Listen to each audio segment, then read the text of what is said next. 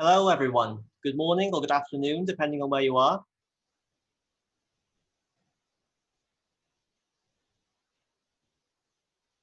Welcome to day 3 of Marxist University.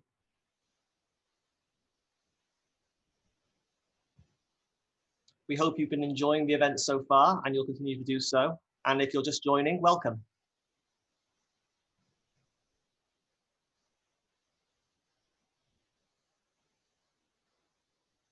My name is Joe Attard. I'm a member of Socialist Appeal, a Marxist organization in Great Britain.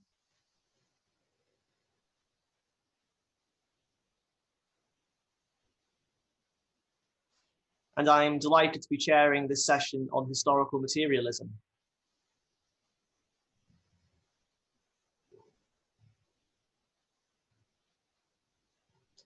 I'll introduce our speaker in just a moment, but first, a few matters of business.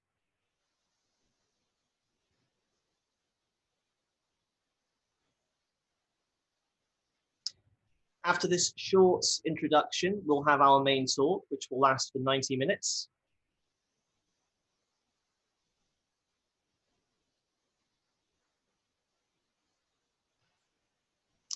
After which we will have a short 25-minute break. Я просто не слышу докладчика, не понимаю, в чем проблема, Олесь. And then we will return for contributions from other comrades and participants.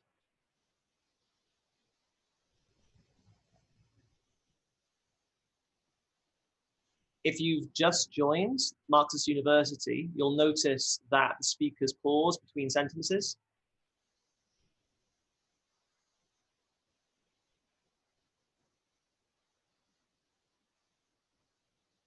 That's because we are translating this event in about 13 different languages: Spanish, Portuguese, Arabic, Chinese, and so on.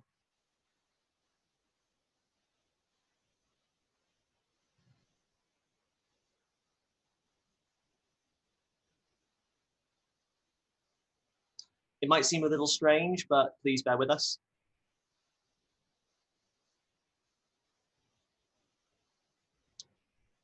If you go on to, when you enter the Marxist University website, on the left-hand side of the screen,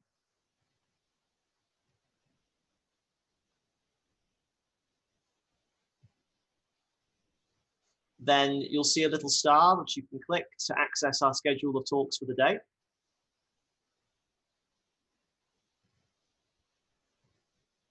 And underneath that, there's a speech box which is called Translations.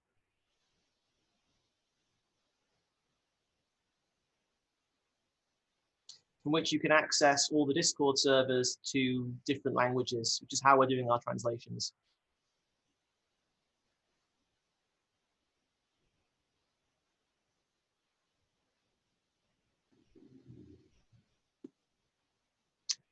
That's all for business. So without further ado,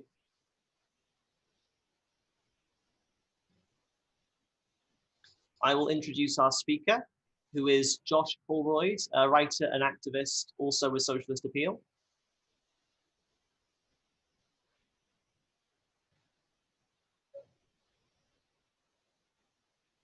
Who will be introducing this discussion on historical materialism.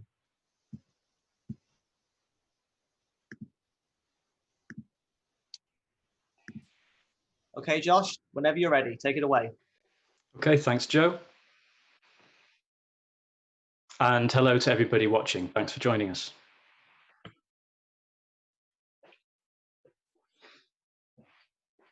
When Marx and Engels first developed the basic principles of historical materialism,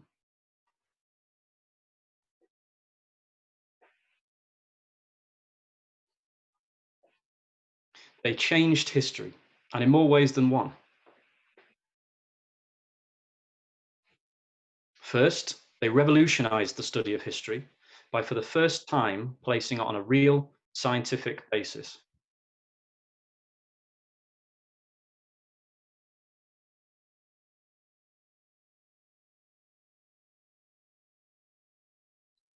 But in doing this, they also created a powerful instrument for the revolutionary transformation of society by the working class.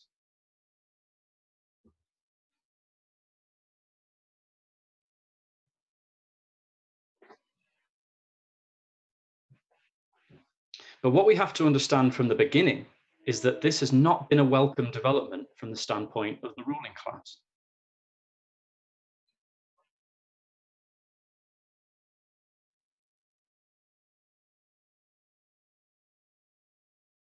So it shouldn't surprise you to hear that there is not a single one of Marx's ideas that has not been declared out of date and refuted by the ruling class and its lackey professors in the universities.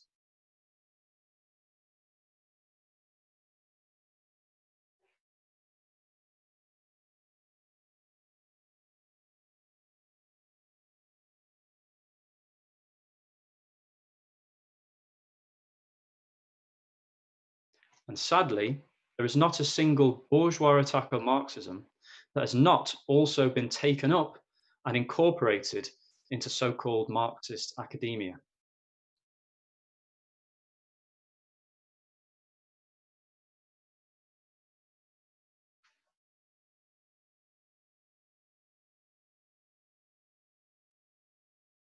This is not simply of academic interest.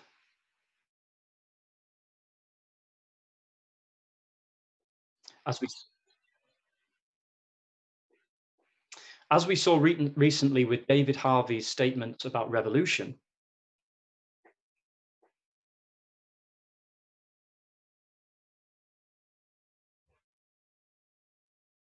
revisionism in theory goes hand in hand with opportunism in practice.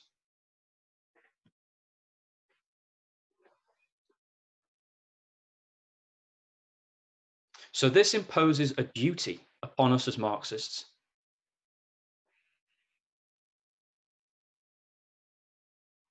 to study and defend the real method and ideas of Marxism.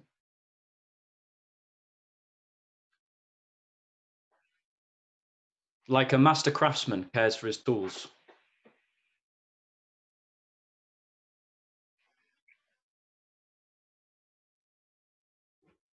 Or a soldier cares for his weapons.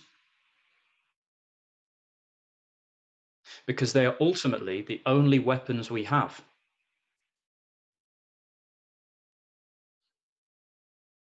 And we cannot afford for them to be taken from us.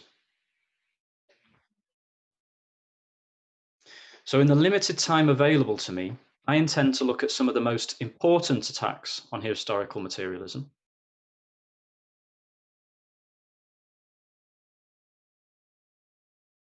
And hopefully offer a defense and explanation of the most fundamental principles of the Marxist approach to history.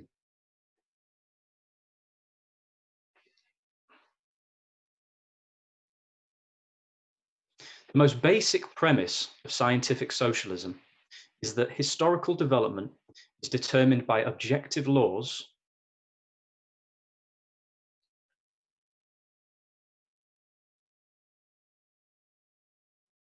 that can be understood, however imperfectly, by human beings.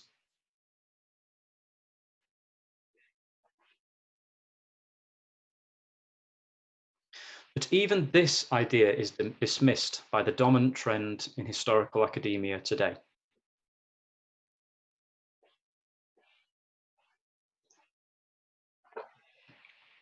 Perhaps the most concise explanation of this trend was given in the early 20th century by the monopolist Henry Ford.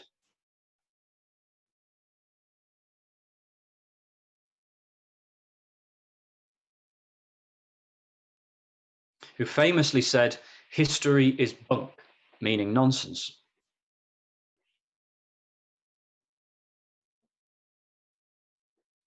But today you can see this idea that it is impossible to explain rather than simply describe events.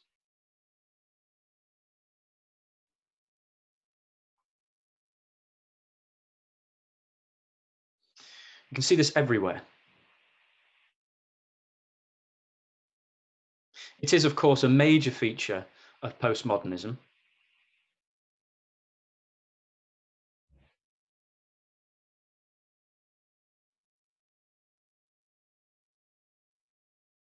Which has been dealt already in another more time with that.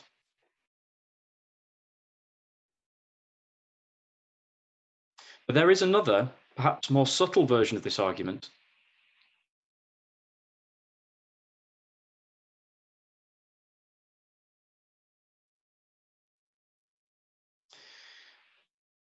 That while it may be possible to understand history in some sense,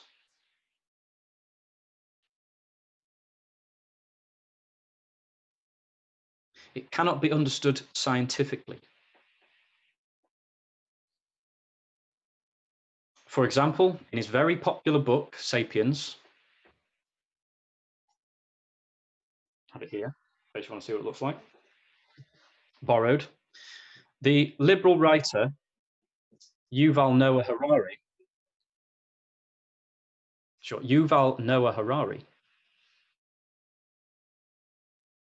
argues that history cannot be a science.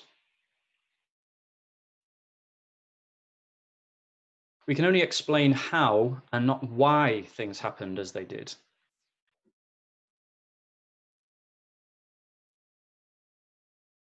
Because you cannot make specific predictions. To which he contrasts the natural sciences and, bizarrely, economics.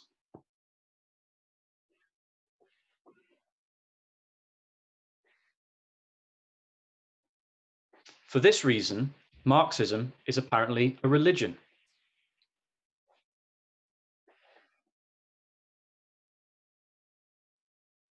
In which Marx's predictions about the development of capitalism and the necessity of revolution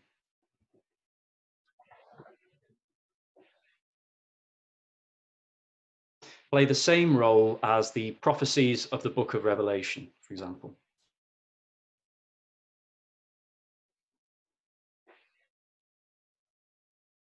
Now, the fact that almost all of Marx's so-called prophecies have been completely confirmed since his death is, of course, not mentioned.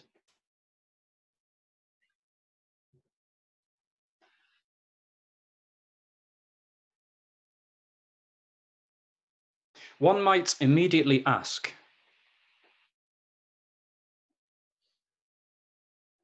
if something can't be understood scientifically, then can it be understood at all?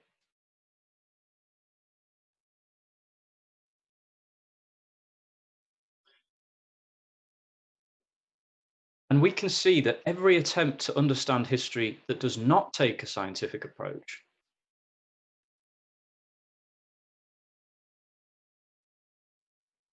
inevitably just takes the ruling prejudices of the time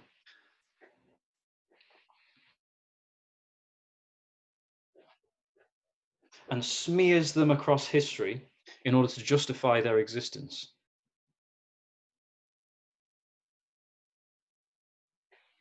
And this goes doubly for Harari's book.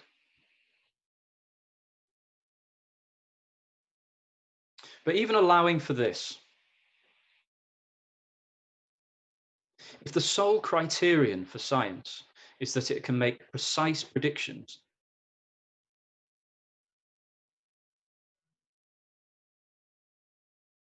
then this would rule out most of even the natural sciences.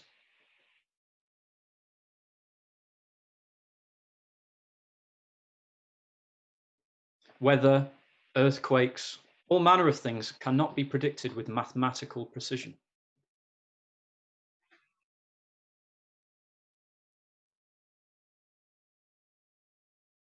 Even in physics, at the quantum level, scientists deal with probability.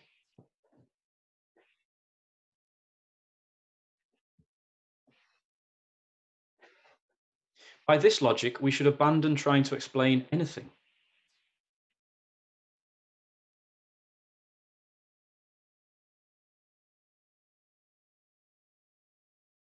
In fact, it is an argument against science as a whole.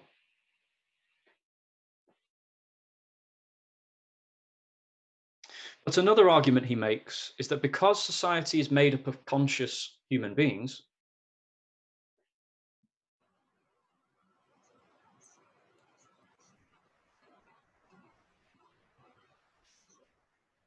That's 10 minutes gone, Josh. our predictions affect the outcome of events. making history too chaotic to predict.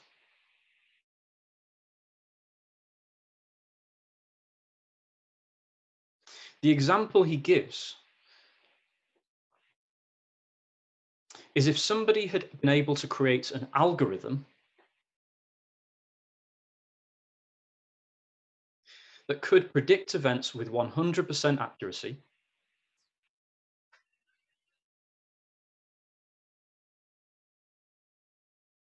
and used it to show Hosni Mubarak in 2010 that there would be a revolution in Egypt in a year's time,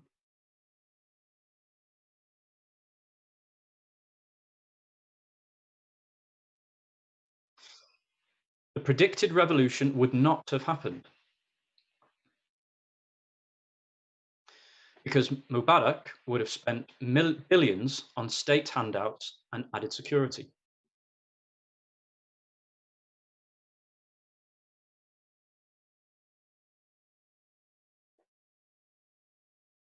Thus falsifying the prediction. But let's look at this a little closer.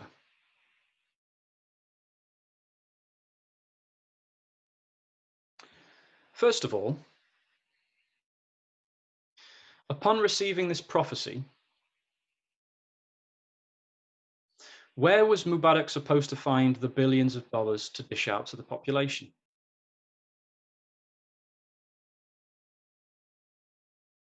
One of the driving factors in the Arab Revolution was austerity policies and cuts to state subsidies for fuel and other necessities.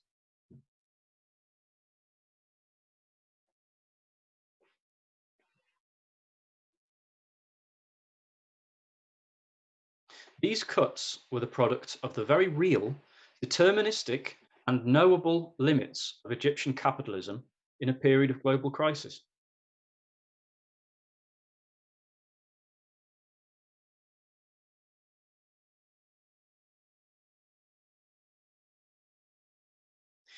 In the short term, he could have reversed the cuts and borrowed billions more to stave off the 2011 revolution.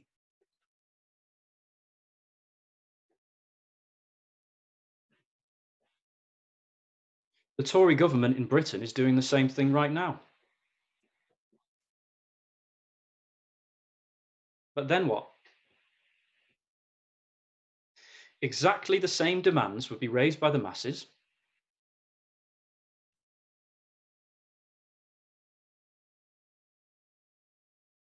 The state would become increasingly bankrupt.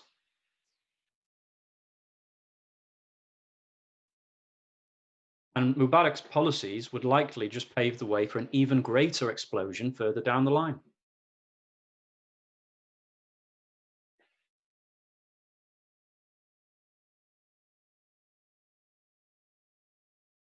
So the only way the prediction could be completely falsified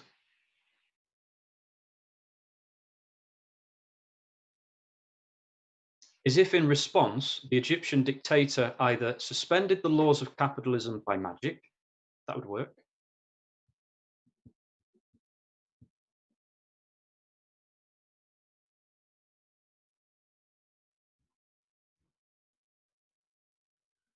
or if he abolished capitalism in order to provide the people with necessities.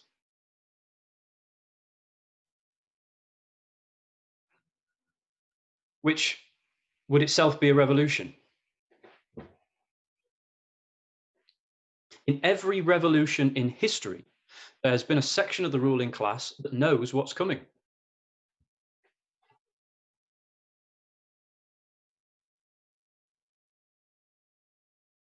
And pushes for reforms from above to prevent revolution from below.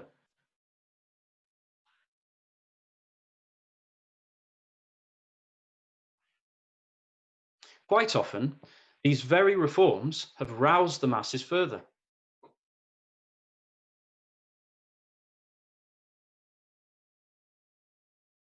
Making revolution inevitable. The reason for this is not because revolutions are totally random,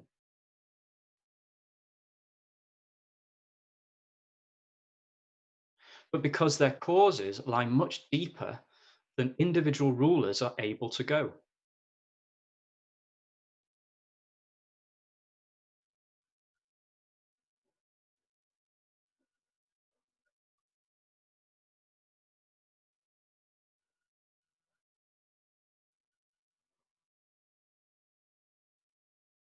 And it is the task of history, or any serious study of history, to discover precisely these causes and understand them.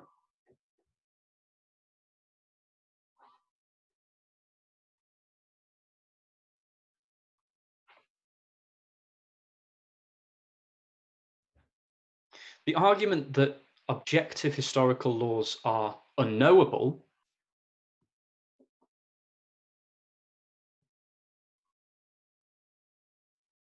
is simply an admission by the writer that he has no idea what they are.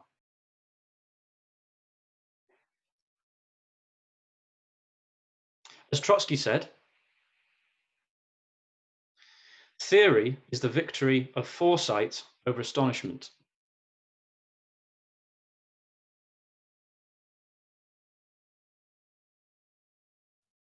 Well, this is astonishment elevated to a theory.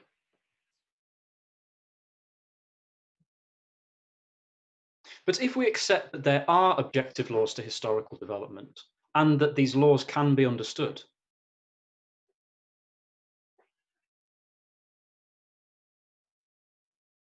then how do we discover and grasp those laws?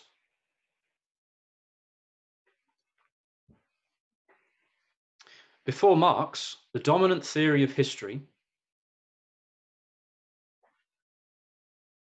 was that since history is made by humans, and humans are conscious beings, then the study of history is simply the study of the various ideas that have guided people across the ages.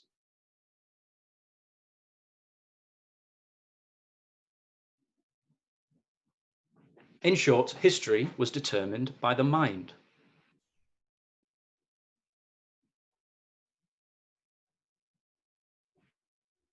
This idealist conception of history was brilliantly overthrown by Marx.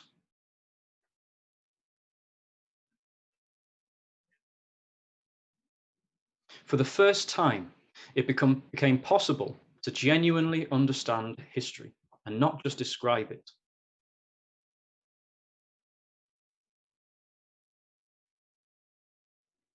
In the words of Engels,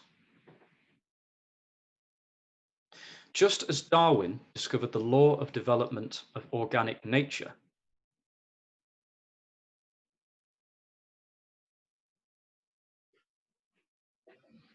so Marx discovered the law of development of human history.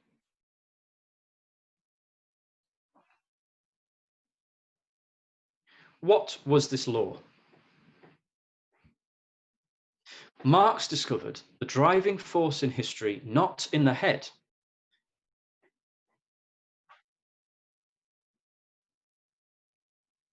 in the ideas and deeds of great men, etc.,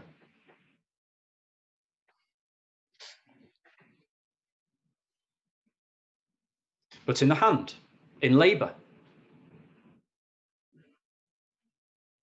which he described as an eternal natural necessity.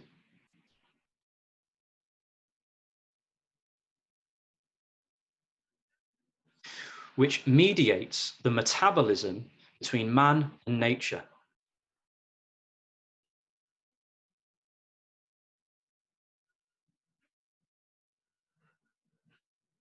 And therefore human life itself.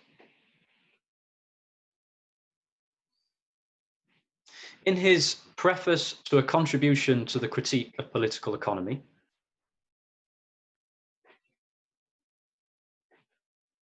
published in 1859, the same year as Darwin's Origin of the Species, by the way,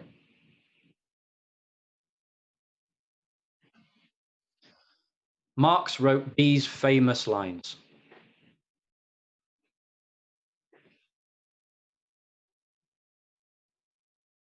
And sorry for the long quote here. in the social production of their existence, men inevitably enter into definite relations which are independent of their will,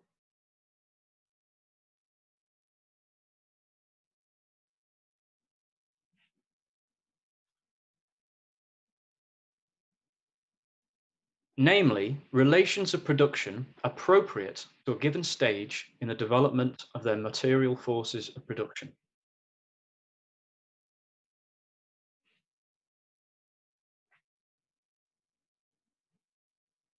Oh, have you already translated that? Sorry. The totality of these relations of production constitutes the economic structure of society.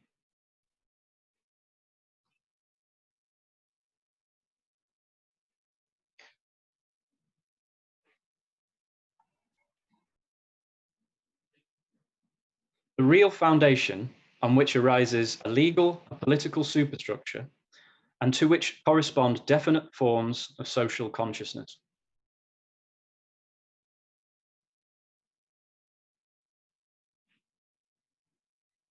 The mode of production of material life conditions the general process of social, political, and intellectual life.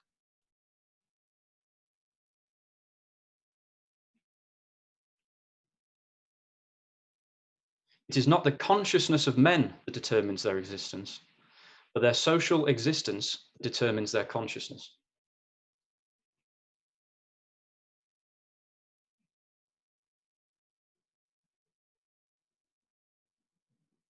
Ever since he wrote those lines, the entire intellectual establishment has been on a quest to refute them.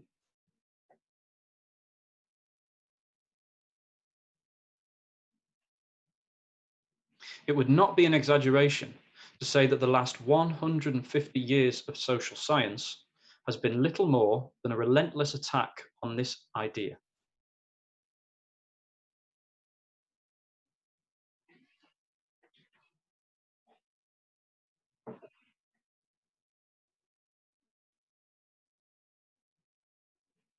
This paragraph, even.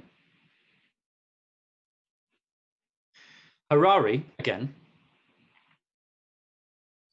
expresses the dominant prejudice with typical crudeness when he says the following.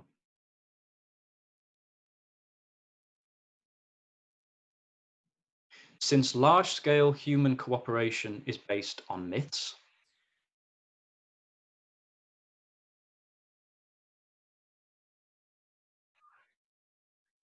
the way people cooperate can be altered by changing the myths.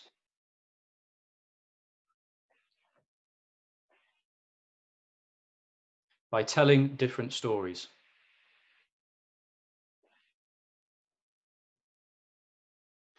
But aside from this openly reactionary idealism,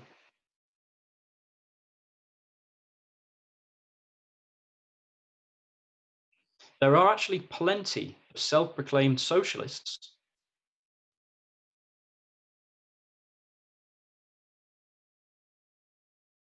who have found more subtle and pernicious ways to challenge the basic ideas of historical materialism.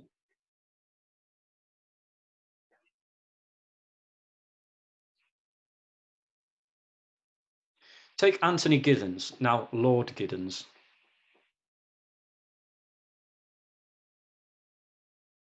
Who is well known in Britain as the main theorist of Blairism.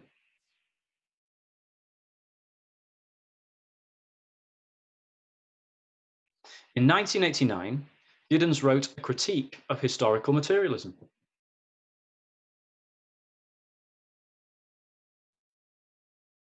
In which he described himself as a libertarian socialist.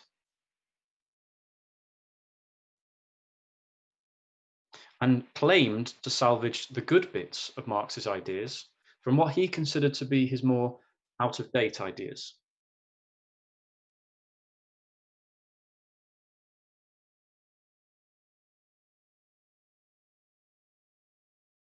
So which of Marx's ideas are now out of date?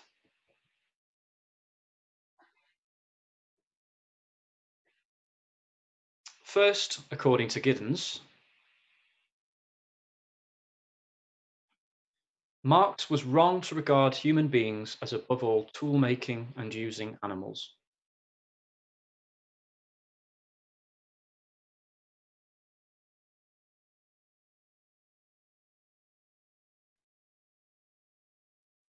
Human social life neither begins nor ends in production.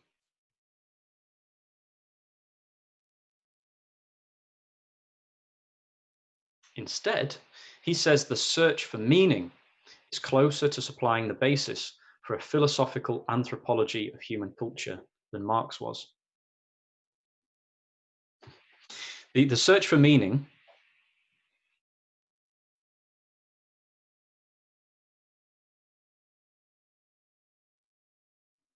is closer to supplying the basis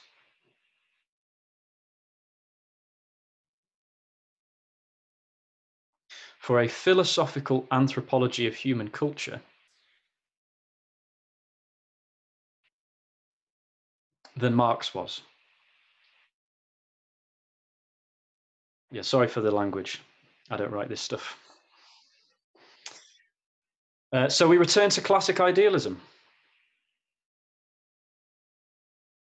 It is consciousness that separates us from the animals and therefore forms the basis for human history.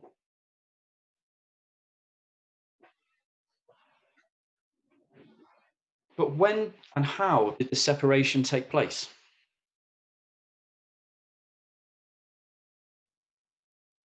Presumably, at some point, one of our ape-like ancestors woke up one morning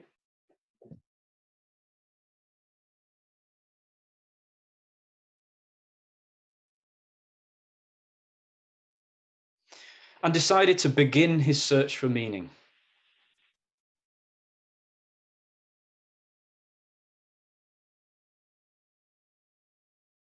And along the way, he developed fire and tools in order to sustain his mortal body.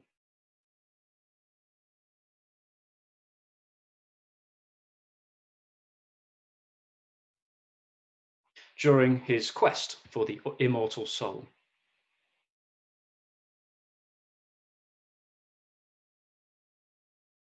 But even the most incorrigible idealist would accept that this great leap did not take place before the evolution of the human brain.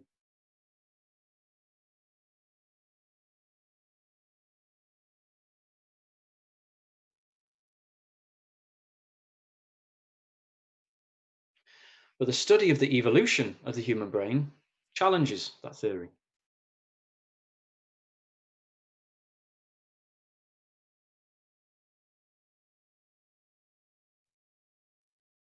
Our earliest known hominin ancestor, called Lucy,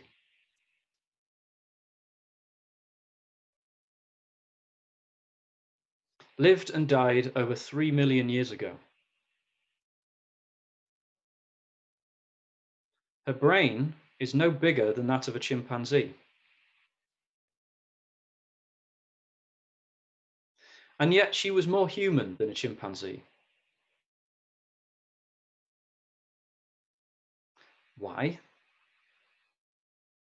Because what she did have was an early form of the human hand.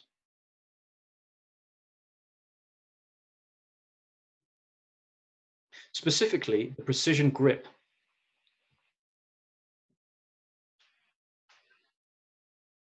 which allowed, among other things, the production of tools to help her satisfy her needs.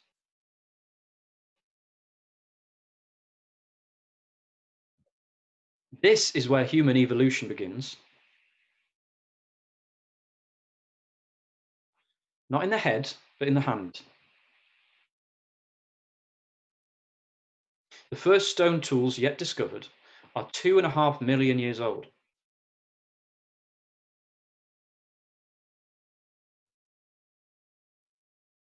Much older than Homo sapiens as a species.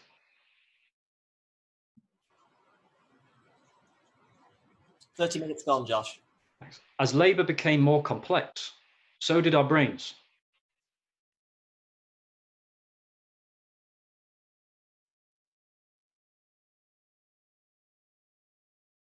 Which not only became larger, but also had expanded areas for things like language and abstract thought.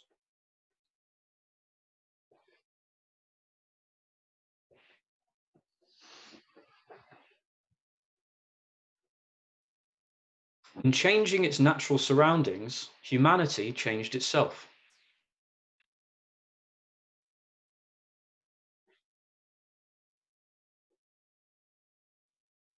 So it turns out that humanity's search for meaning, whatever that actually means,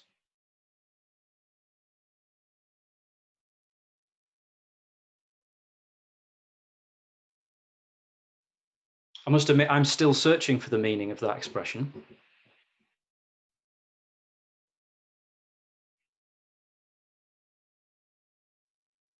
Regardless, this is itself a product of labor.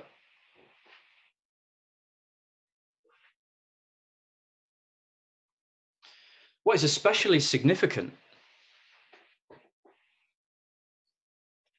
is that the most modern studies of our earliest ancestors confirm not the idealism of Giddens from 1989,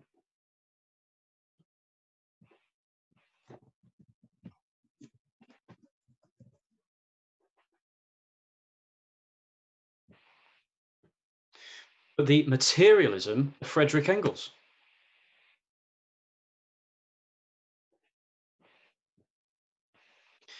Who put forward this theory of human evolution years before it was conclusively confirmed by research.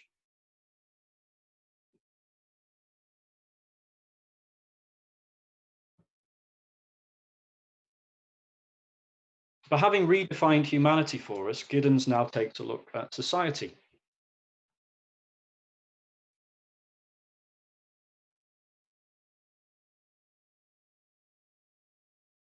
Oh, if you're interested, the pamphlet in which Engels makes this, that puts this theory forward, is called "The Part Played by Labour in the Transition from Ape to Man."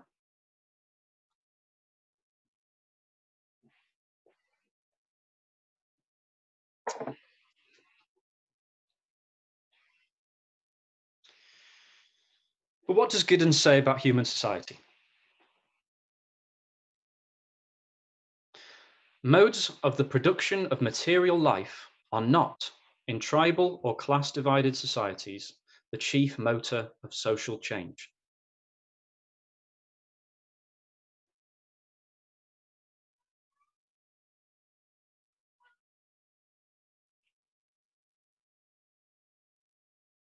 Neither is class struggle. According to Giddens, it is the possession of authoritative resources.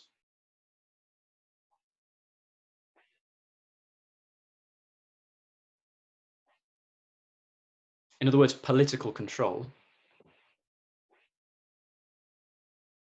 that has determined the course of history up until capitalism.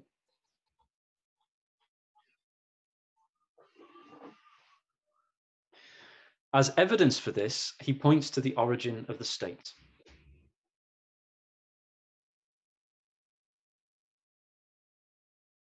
He explains, the Neolithic revolution did not mechanically bring about an overturning of the social order.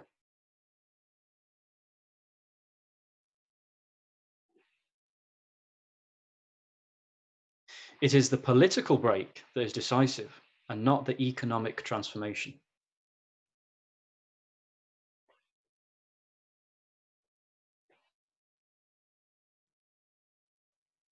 Now, the idea that economic development automatically and mechanically brings about changes in social relations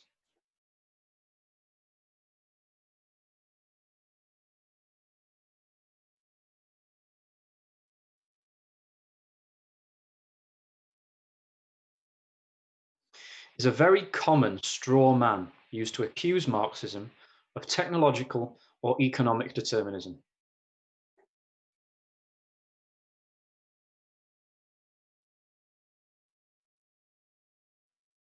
But it has nothing to do with Marxism. Ironically, if Marx genuinely believed that social relations passively and mechanically follow technological developments,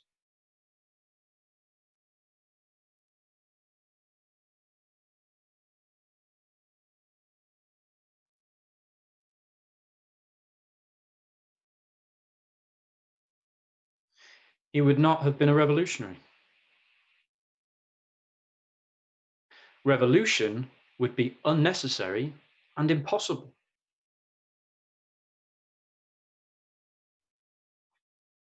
Because every technological innovation would bring about some small change in social relations,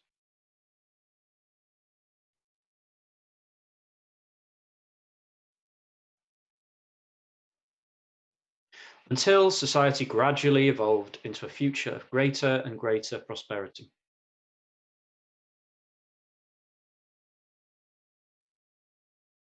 This is the mythology of the liberals, not Marxism.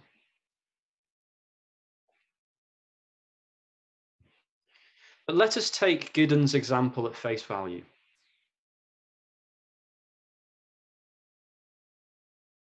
He argues that the advent of agriculture did not change social relations, but politics, force in the form of the state, did.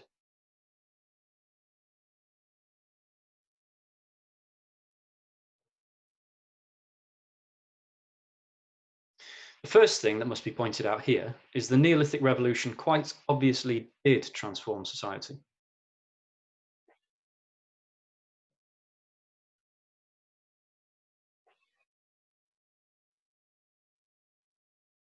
Before agriculture, all human societies lived a nomadic life, moving from place to place.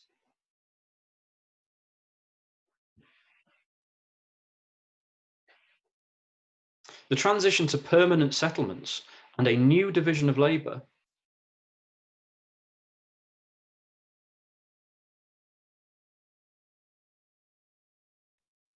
completely changed the way people live their lives.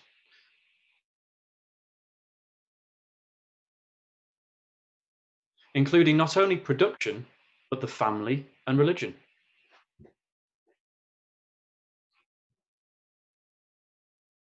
But for lack of time, let's go straight to the state. Giddens states that writing was instrumental in the formation of the state.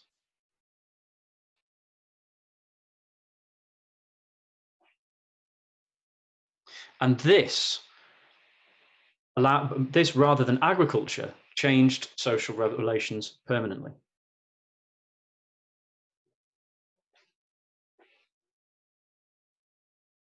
But how? Giddens mentions that writing was first used to make lists.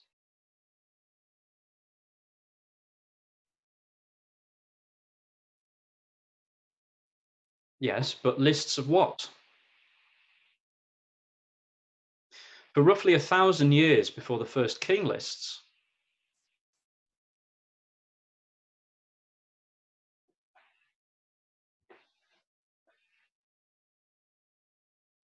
Mesopotamian priests were writing lists of the goods contained in their temple stores.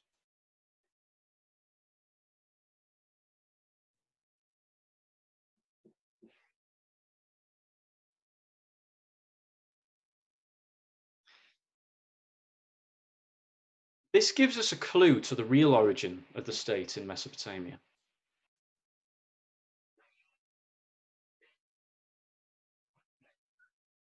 The first ever forms of agriculture did not immediately ensure the level of surplus to maintain a state.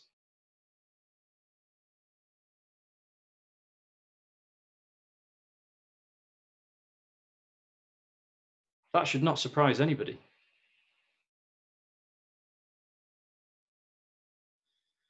But agriculture continued to develop. And to use the example of Mesopotamia, the production of a surplus capable of sustaining a state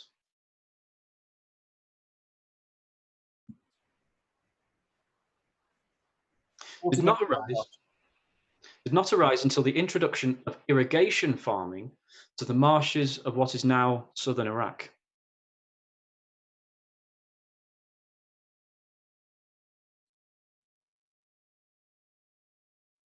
In settlements from this place and time, roughly 6,000 years ago,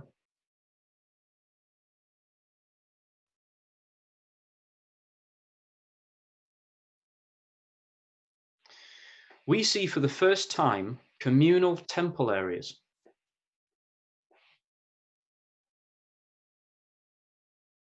Where surplus product was taken as offerings.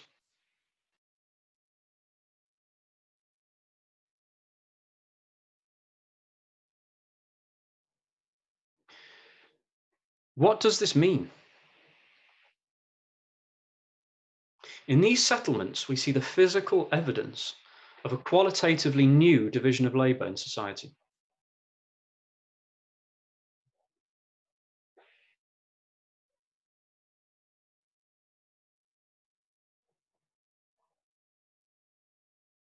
That between the hand and the head, if you like.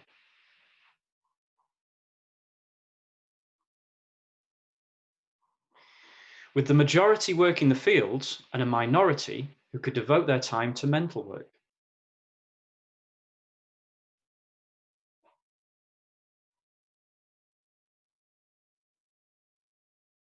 This work was done, work like measurement, mathematics, writing.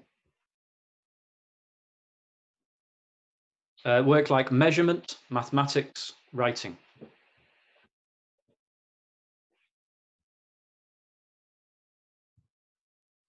This work was done by the priests.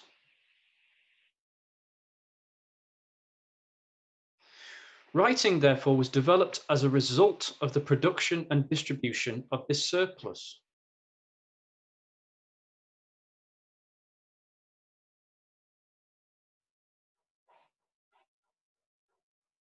Not simply for the sake of power in the abstract,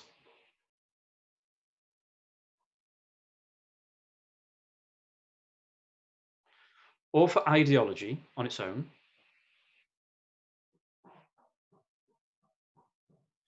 sadly for Giddens, historically speaking, the poet and the accountant have the same mother, the same origin.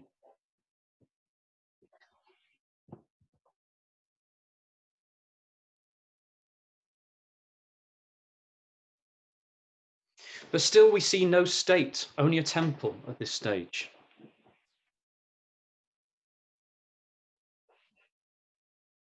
Over time, we see larger temples and more inequality.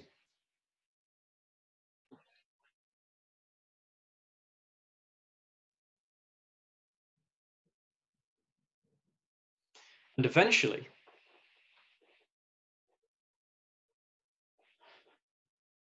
a bit over 4,000 years ago, 5,000 years ago, about 5,000 years ago, all of these early cities entered into crisis at roughly the same time.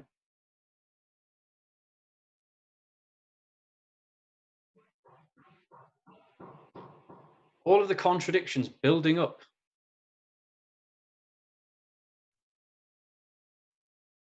come to the surface, and quantity is transformed into quality.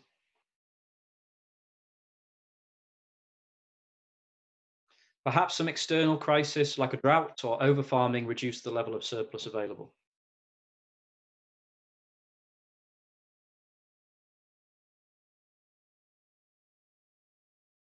But crucially, the privileged layer at the top could no longer ensure the surplus it required.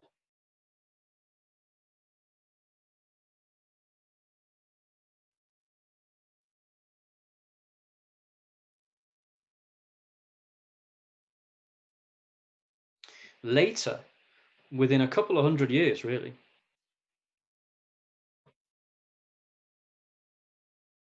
we see the same cities re-emerging in the same place,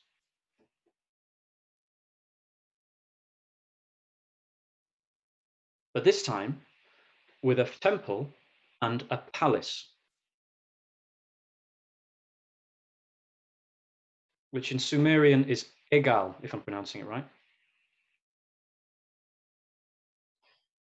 which literally translates as big house. And in the big house lived the lugal, which literally translates as the big man. The dawn of the state had finally come.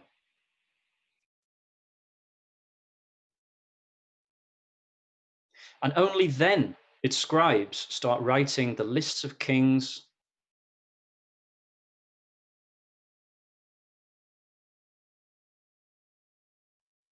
and stories about superhuman kings like the Epic of Gilgamesh, which have come down to us today.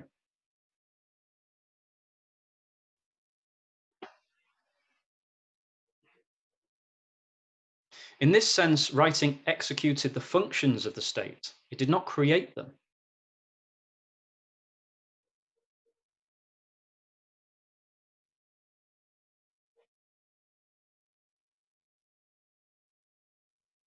And actually, a few states have existed without writing.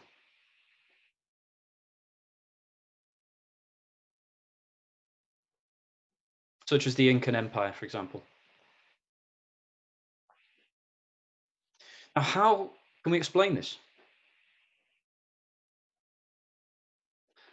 Engels, in The Origin of the Family, Private Property and the State,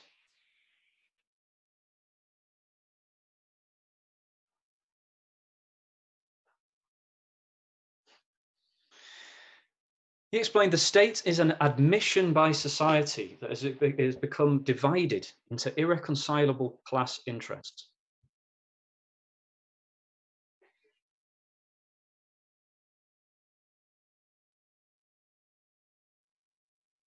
Between those who produce and those who appropriate the surplus.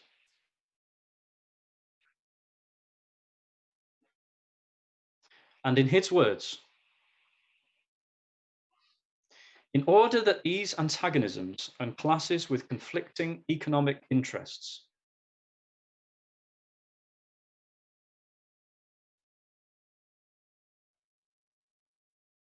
might not consume themselves and society in fruitless struggle,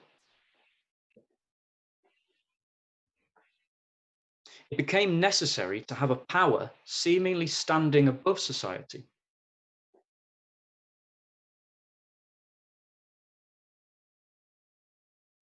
That would alleviate the conflict and keep it within the bounds of order.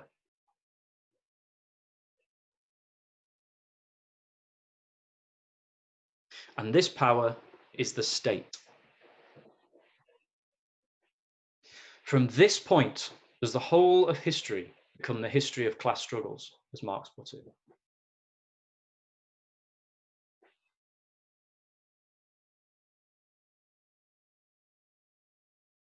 But of course, Giddens still doesn't agree. And he explains, class relations do not govern the basic character of production in either the ancient world or in feudalism.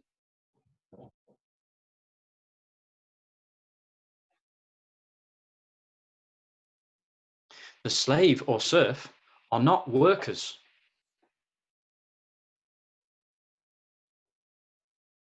Nor is their labor separated from their relation to nature and to the community.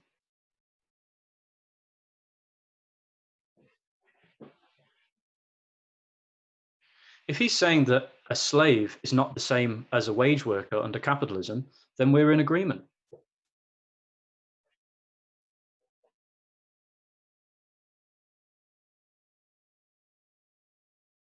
But I think the idea that the slave is not a worker because he doesn't work in a factory for a wage would not be taken seriously by the slaves.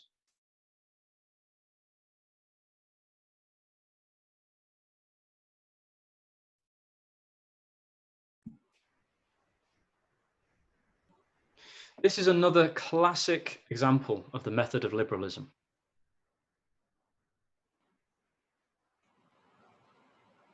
"50 minutes gone, Josh, 40 remaining. Giddens takes capitalist production as his starting point.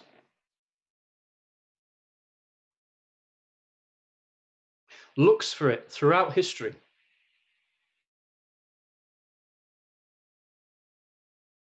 And having not found it prior to capitalism, he declares there can be no workers and no class struggle either.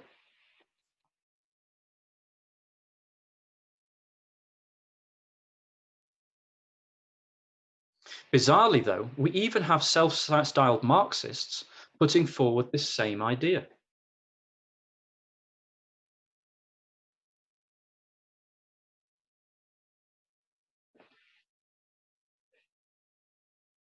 Samir Amin, for example, states that prior to capitalism, ideology is the dominant instance.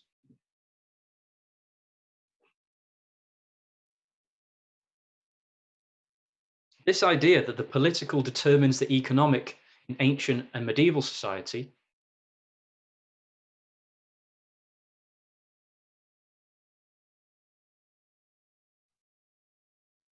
whereas the economic determines the political under capitalism,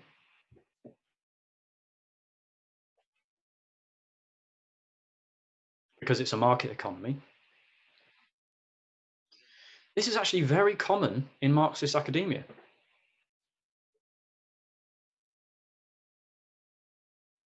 I mean, I have to ask, what good is a historical materialism which only applies to capitalism?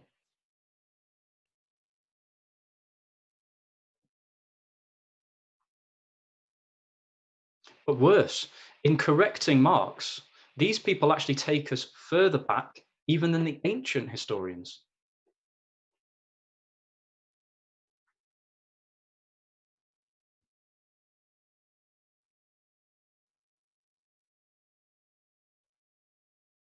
Thucydides was not a Marxist.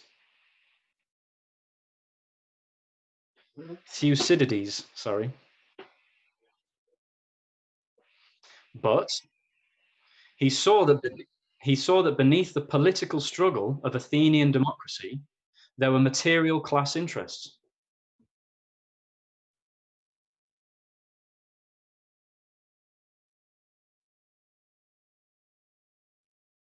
And it was this struggle between the oligarchy and the mob, as he saw it, that drove the Peloponnesian War to its unhappy conclusion for Athens.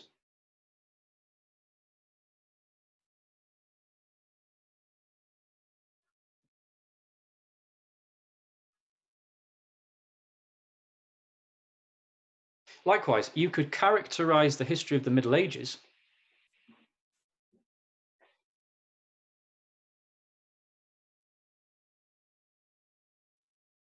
in Europe at least, probably more wide than that, as the struggle of different religious sects.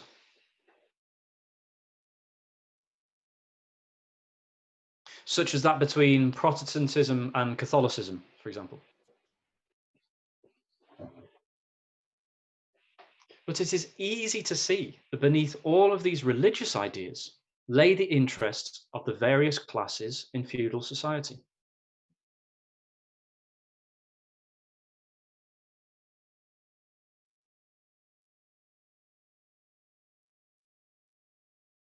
Such as the bourgeoisie in the towns.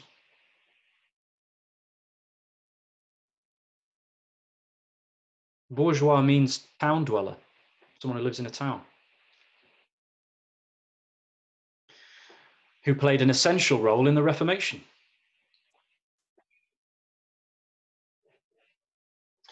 Marx even answered this argument himself in the first volume of Capital.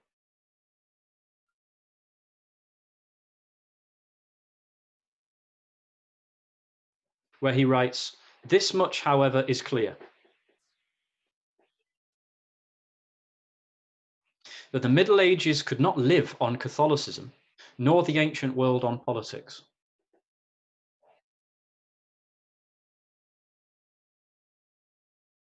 On the contrary, it is the mode in which they gained a livelihood that explains why here politics and there Catholicism played the chief part."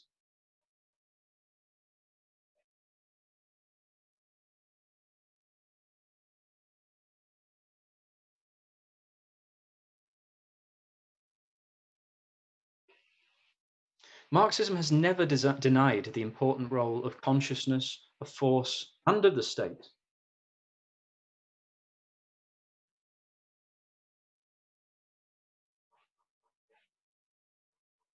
to attempt to explain history without the intervention of political struggles and ideas.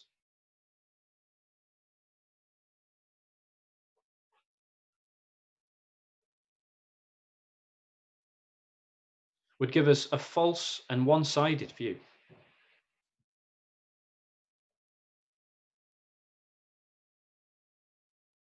But to take the political ideas of the time as an independent factor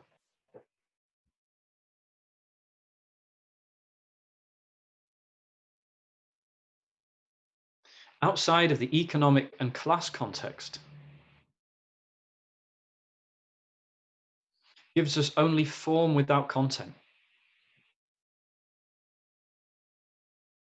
and ultimately explains nothing. And now we come to a major point of controversy with Marx's work.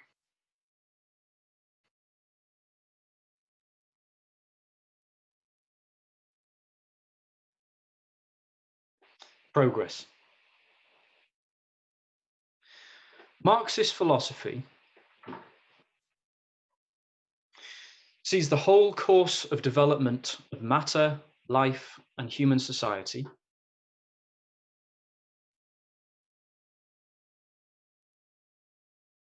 as part of a never-ending process of evolution.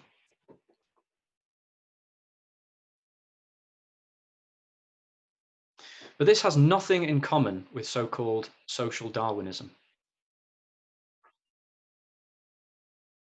which presents a false picture of evolution in order to justify the domination of society by the rich.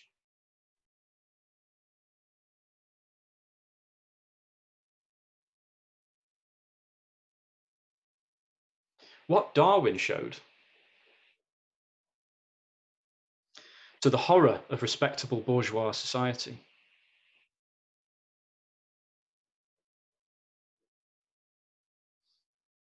was that all species, including our own, have not always existed.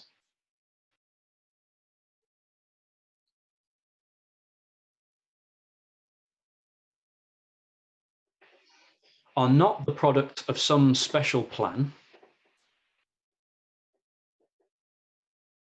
but are the result of millions of years of natural selection, evolution by natural selection.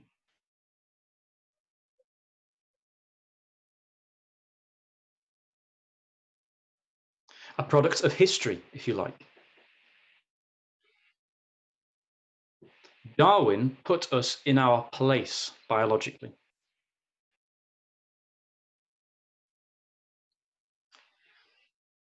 Marx put us in our place socially and historically. He demonstrated that every form of society in existence was not the natural and permanent expression of human nature.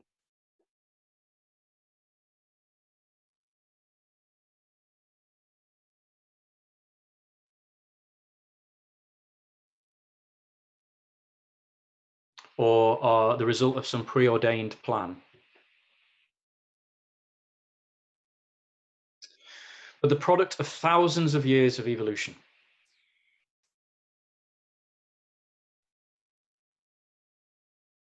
He showed that in society, as in nature, all that exists deserves to perish.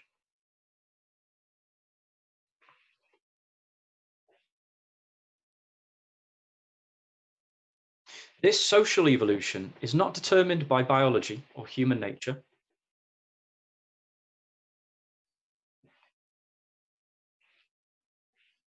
but by the development of the productive forces. 60 minutes gone, Josh, 30 remaining. Which mediate our interaction with nature, and with it the foundations of human society.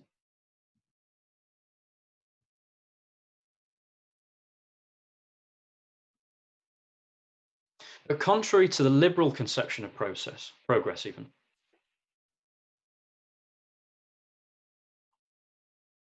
which sees history as a gradual and linear process of moral and economic enlightenment,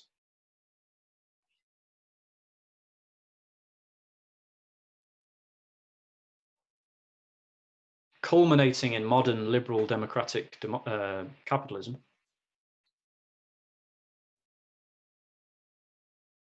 Marxism sees progress as inherently contradictory and made up of revolutionary leaps.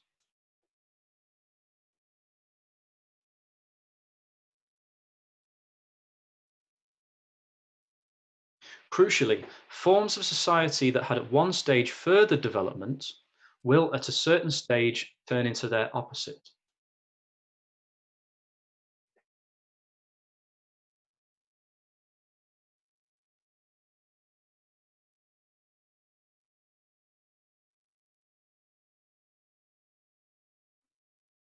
In his famous preface, Marx writes, in another long quote, "At a certain stage of development, the material productive forces of society come into conflict with the existing relations of production.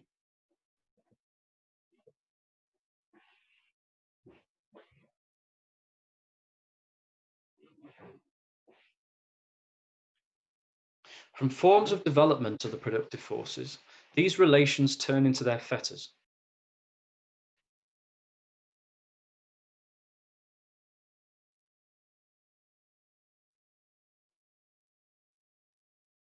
Then begins an era of social revolution.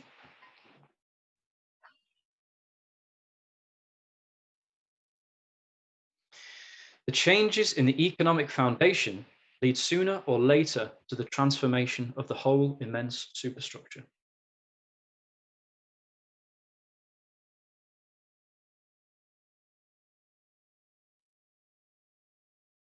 Now, I've already discussed how this took form in the state, the origin of the state.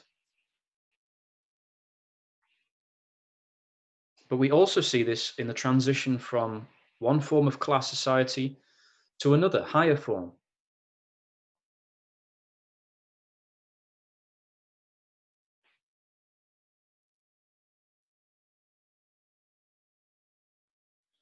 And we see it right before our eyes today in the crisis of capitalism.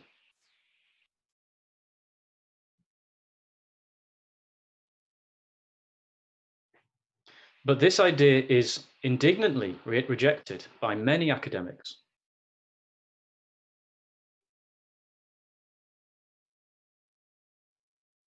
Including, of course, Giddens, who proudly puts forward a non-evolutionary theory of history.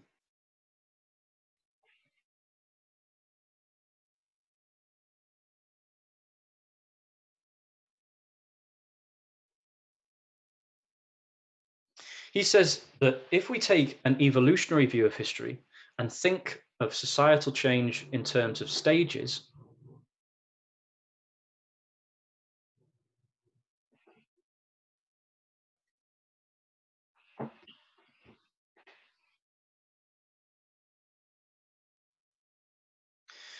then this is wrong, because the emergence of class-divided societies did not eliminate tribal societies from the world, in his words.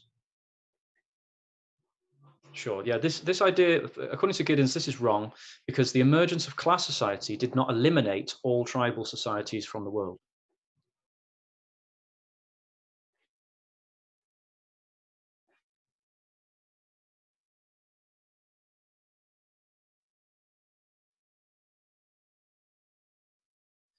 All we learn from this is that Giddens and others who indignantly reject an evolutionary approach to history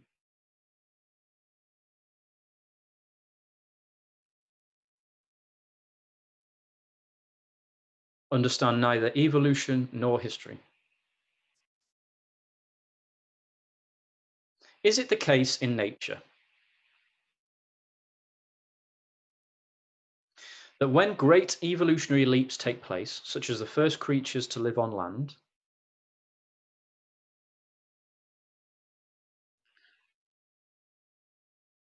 all other species on Earth have either followed suit or died out?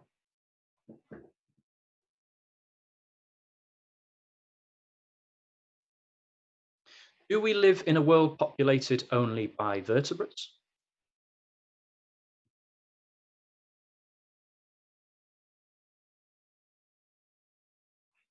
It's necessary only to pose the question to see the absurdity of what is being argued here.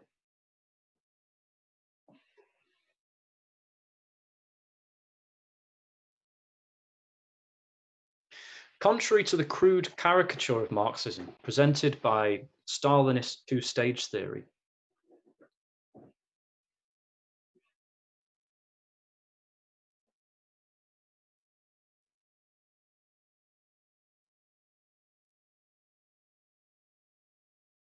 Marxism does not insist that every single society must pass through the same course of development.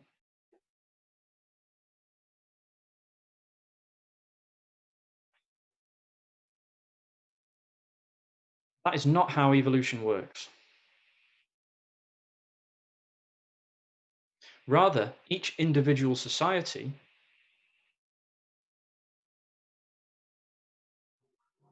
comes into being in a certain geographic and historical environment,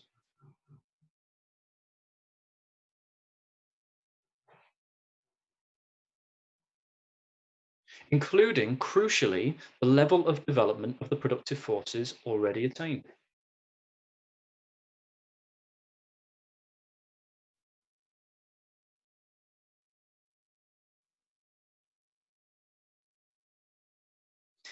This has a determining effect on its social relations, classes, and further development.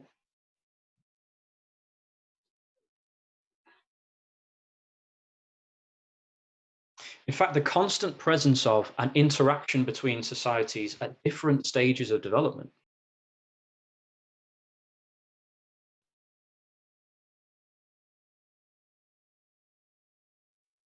which Trotsky calls combined and uneven development,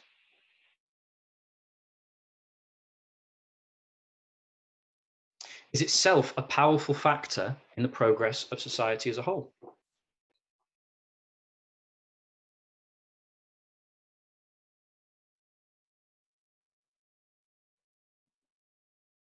More backward societies rapidly appropriate the achievements of others.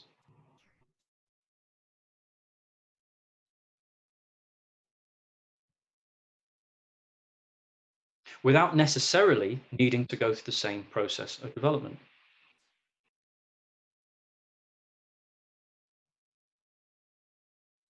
This creates giant leaps in development. Taking Greece as an example. Engels pointed out that class society and the state in Athens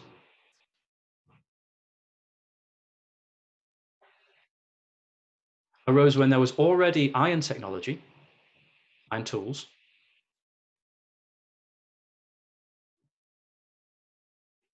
which allowed for rain-fed agriculture to be much more productive than before.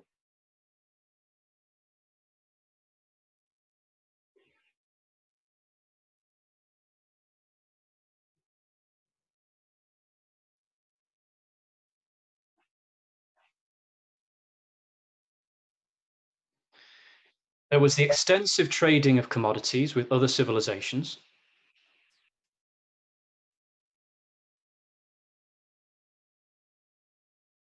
And even money at this point. All of these things contributed to the nature of Athenian class society.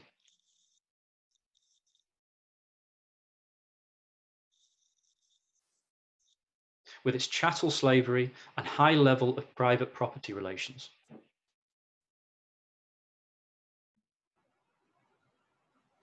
Now, what is the picture in ancient Egypt?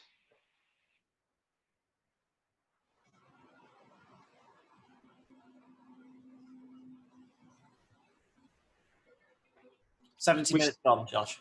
Which the Greeks considered the original civilization. And they weren't far wrong. They weren't really wrong.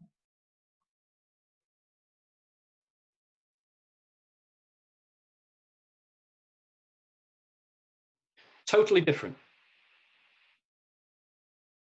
Egyptian class society arose on the basis of Bronze Age technology.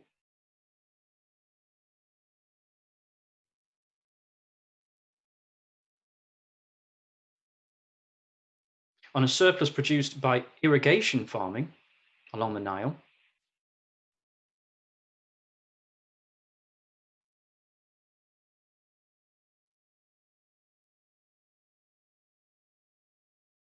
carried out by village communities and overseen by the temple and state bureaucracy.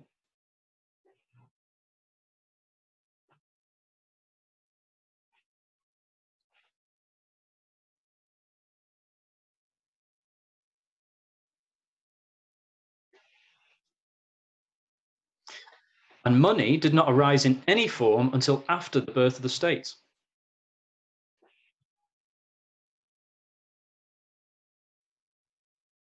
Its relations were qualitatively different. Whoa. Because they had evolved at a much earlier stage in the development of the productive forces.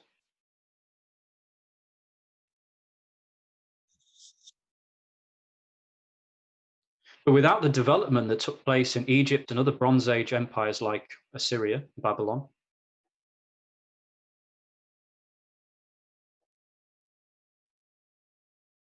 and Mycenaean Greece, in Bronze Age Greece,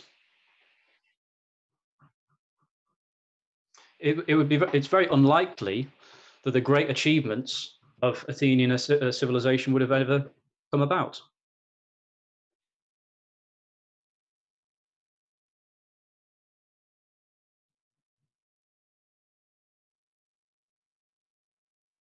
But that new form of Greek slave society represented a new stage in the development of class society and opened up further development.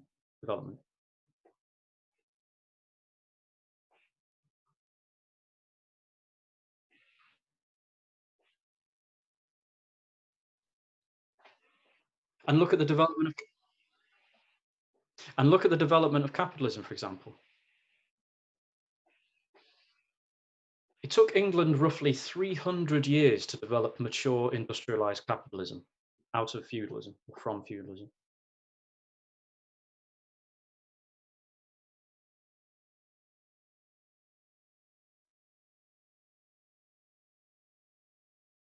Japan went from an agrarian feudal society to an industrial capitalist economy in the space of a single generation, pretty much.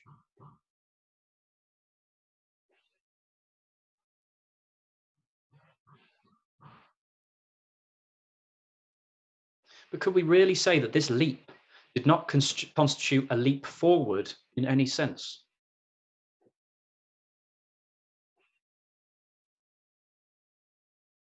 Which is what the postmodernists argue. And some so-called Marxists.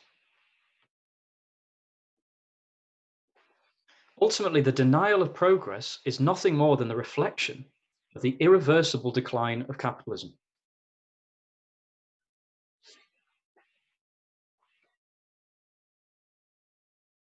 Under which further progress is impossible.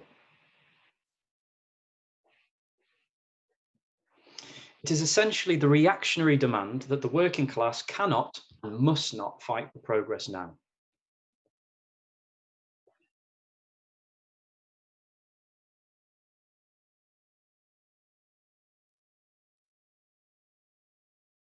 Harari, again, argues that economic development does not necessarily lead to greater happiness or better lives for everyone.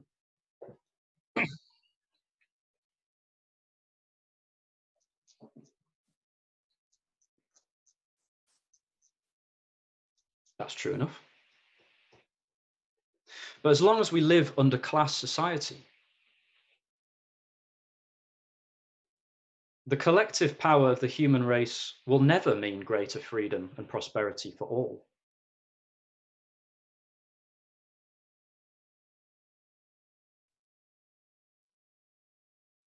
On this contradiction rests the entirety of the class struggle.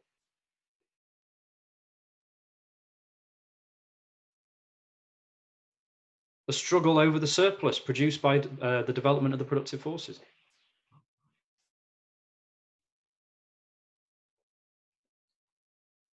Today, no amount of further technological or economic development brings further progress for the vast majority of the population.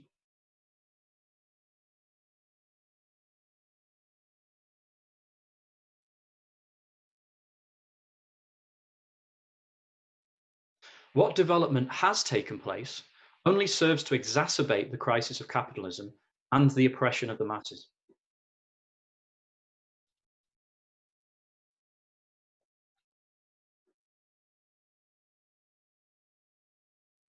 This does not refute progress. What this proves is that under class society, there is no progress without class struggle.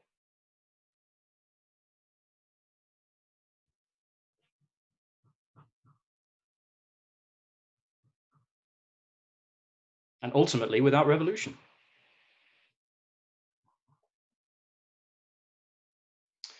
Sometimes the denial of progress is dressed up as standing up for non-capitalist societies. Sometimes the denial of progress is dressed up as standing up for non-capitalist societies.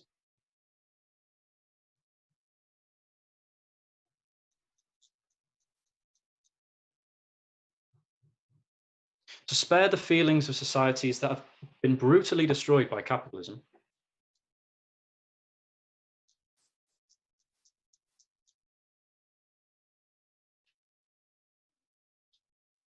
even many so-called Marxists refuse to speak of progress at all.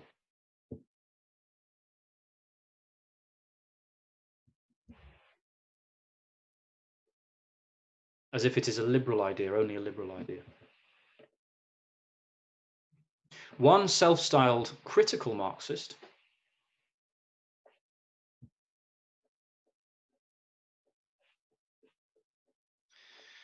a Marxist who calls herself a critical Marxist, Ellen Meiksins Wood, only uses the term process.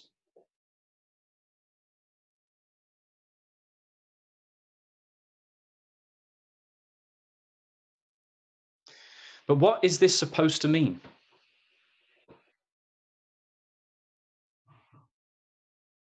Where is this process taking us? Today, billions of people sense one way or another the impossibility of moving forward under the present system.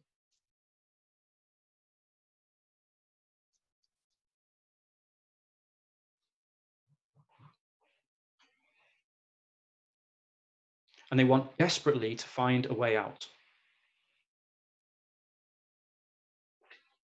What is this other than a semi-conscious striving for progress?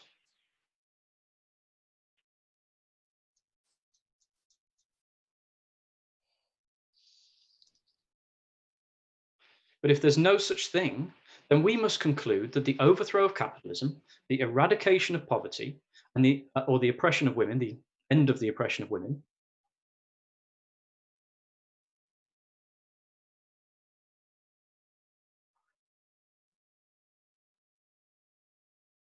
would not constitute genuine progress for humanity.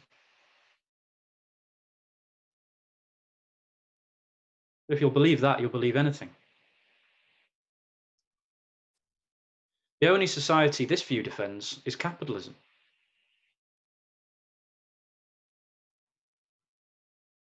Today, to believe that a higher stage in the evolution of society is even possible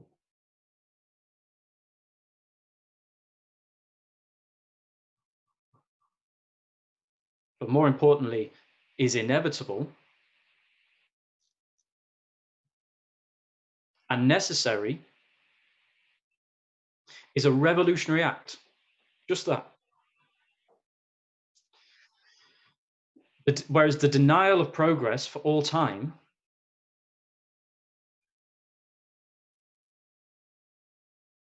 is just as false and reactionary as the claims of people like Steven Pinker and Bill Gates,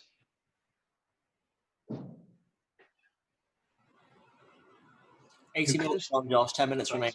Who constantly praise the silent miracle of poverty reduction under capitalism.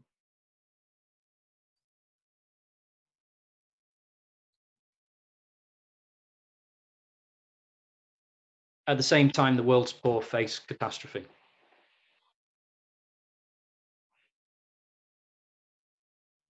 They are two sides of the same coin. Both rule out the struggle of the working class for its emancipation.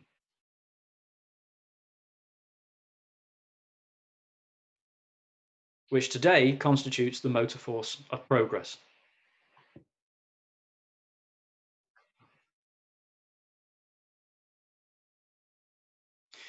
Now, this brings us to the final straw man of Marxism, which is regularly used on the right and the left.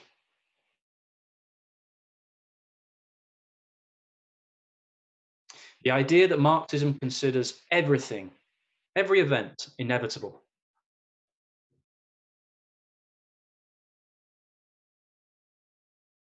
That it is fatalistic and therefore denies human agency in history.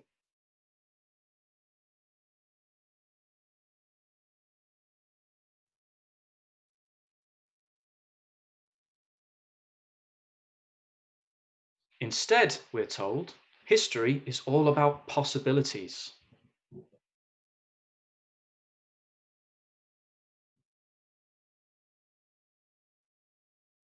To quote Harari one last time, though I'm sure you're tired of him.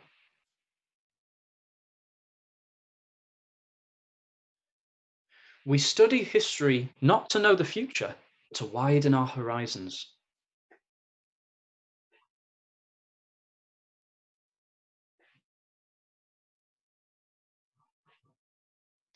To understand that our present situation is neither natural nor inevitable.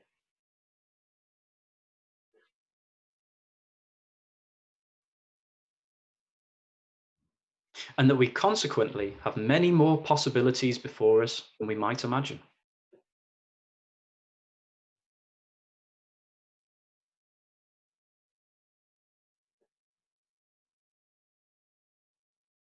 How inspiring. But he's not the only one. Let's take the socialist Giddens again for the last time. The relation between capitalism and socialism in the modern world has a double implication. As an existing series of phenomena,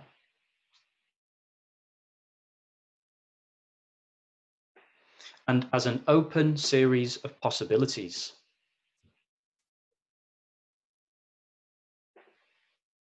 Such as the possibility of a third way between capitalism and socialism, which is what Blairism tried to do.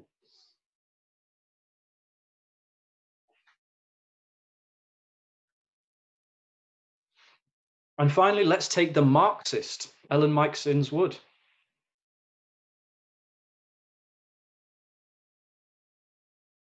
She says, the relevant category in characterizing the socialist project is not inevitability,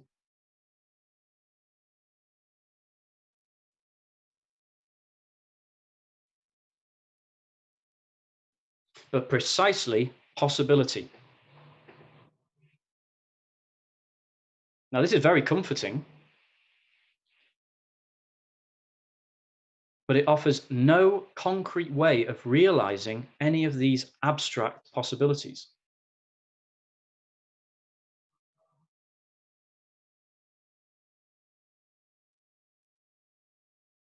These are empty possible. This kind of possibility is empty. And I couldn't help but recall a quote from Hegel in relation to this.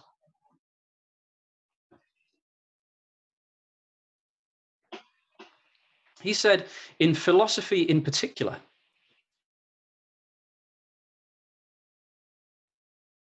there should never be a word said of showing that it is possible.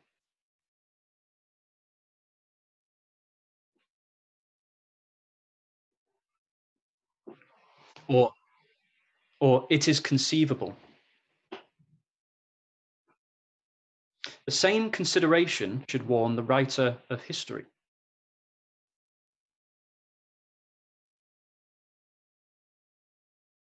But the subtlety of the empty understanding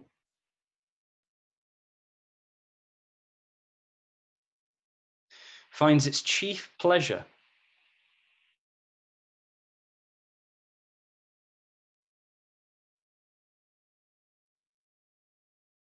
in the fantastic ingenuity of suggesting possibilities and lots of possibilities.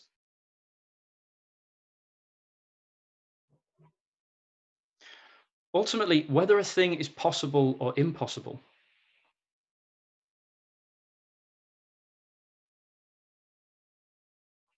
does not depend on whether you can imagine it happening, but on the real existing elements and dynamics of the thing in question.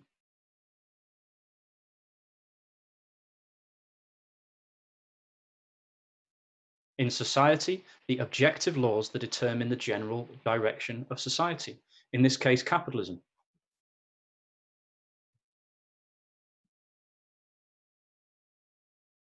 But what possibilities do these correctors of Marx offer us?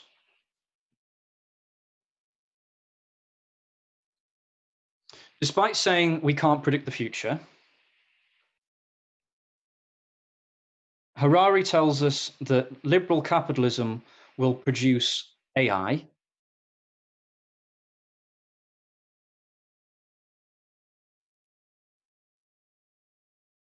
which will solve climate change and make us immortal by 2050.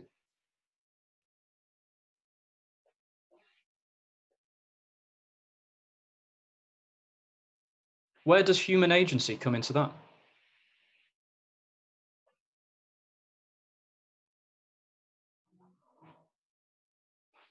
Giddens' philosophy gave us the political project of Blairism.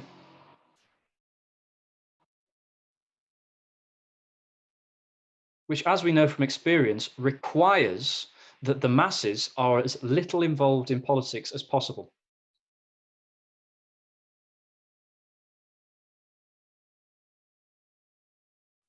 And simply leave a bureaucratic clique of careerists to manage society on their behalf. Not very well.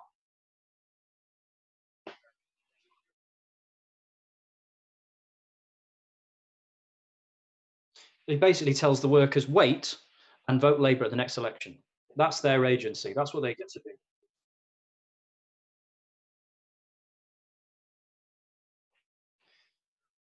The Marxist would says nothing at all. Democracy, we should have democracy. With no concrete explanation of how we're supposed to have this socialist democracy.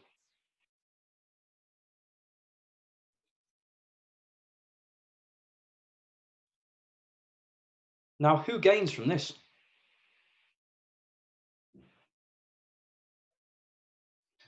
The capitalists. The status quo. This method defends the continuation of their failed system.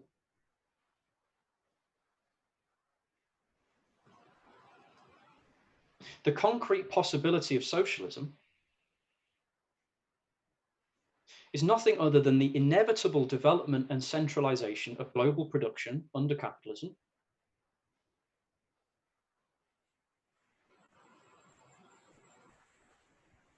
the inevitable growth and continued oppression of the working class,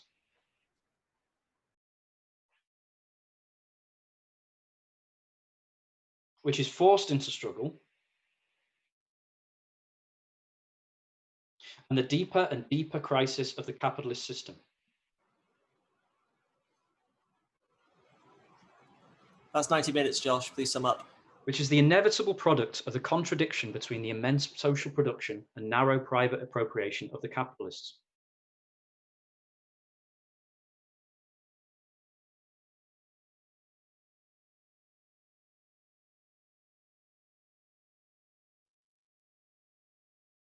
In reality, history is not a question of mere possibility, but of necessity.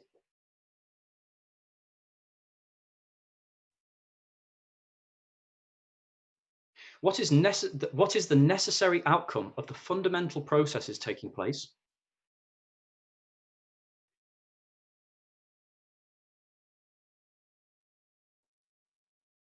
And what is necessary for the emancipation of the working class?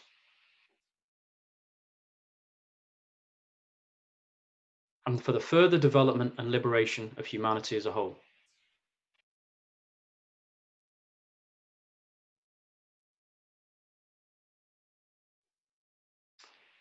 Marxists have never denied agency.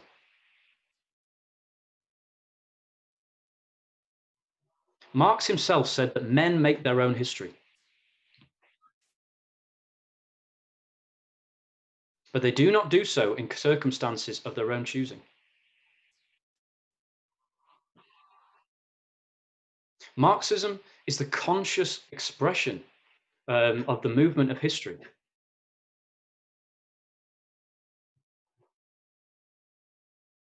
And our consciousness of this movement demands that we too must move.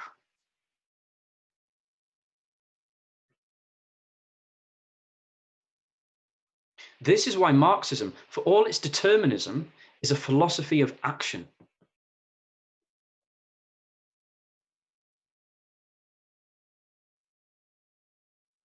By grasping the objective laws of history,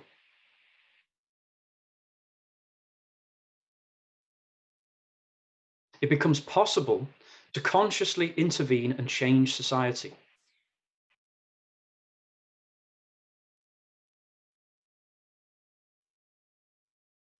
And it's necessary to do so as well. Only then is real human agency possible.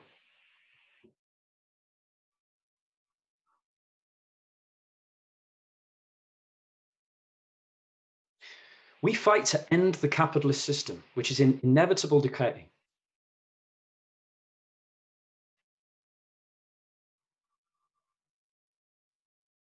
To bring into being a new world, free of exploitation, free of poverty, and in control of its destiny.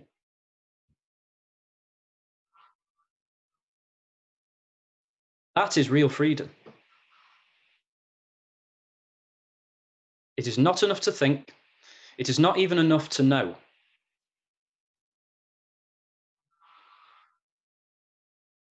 Historical materialism demands that we act.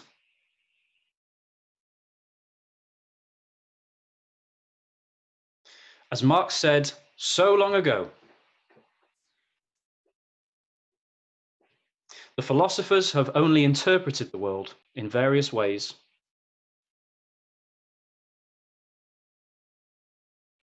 The point is to change it.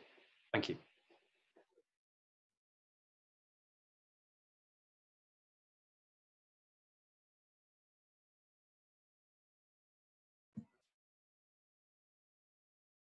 Excellent and inspiring introduction to the discussion.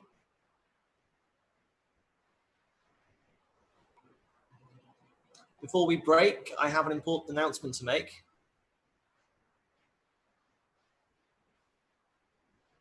On the 14th of July, Comrade Amin from Karachi, a member of the Pakistani section of the International Marxist Tendency,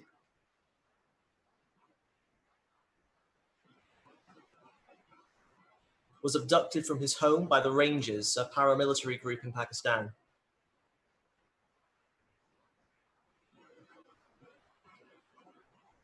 In many cases, victims of the Rangers have been tortured and many have lost their lives.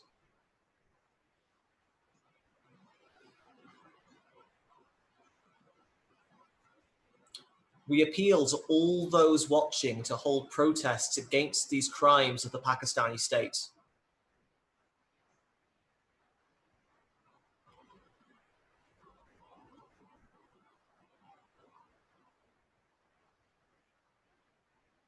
You can write letters and emails to the Pakistani embassies in different countries in a personal capacity or on behalf of your organization.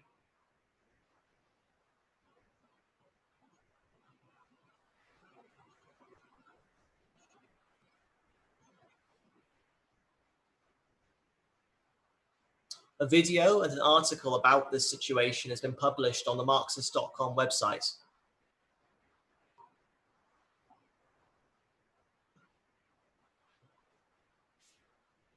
And this can be posted and shared on social media.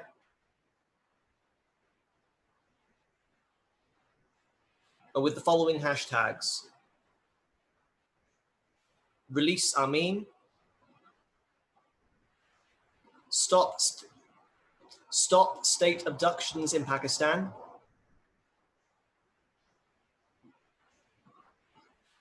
and IMU 2020. Thank you very much. We will now break for 25 minutes. So we will return at 15:05 British Summer Time. And when we return, the first speaker to intervene will be Guy Howie from Portugal.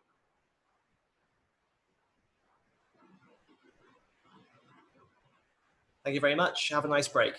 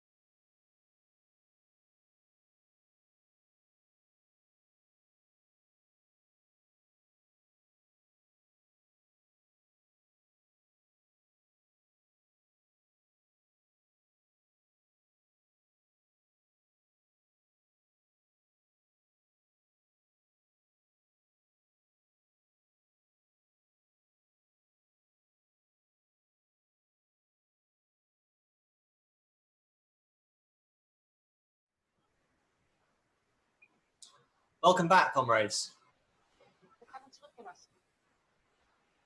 We will now move to the debate, which will last for 60 minutes.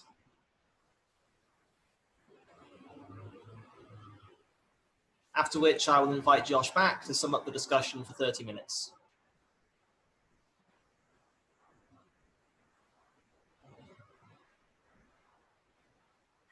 The first speaker will be Guy from Portugal.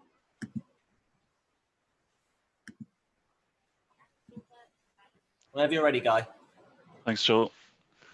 Comrades, I'm going to give a brief example of how bourgeois academics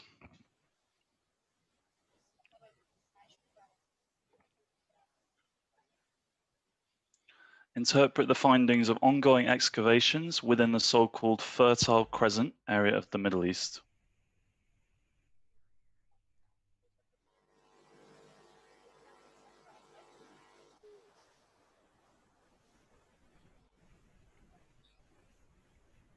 As opposed to the methods of historical materialism.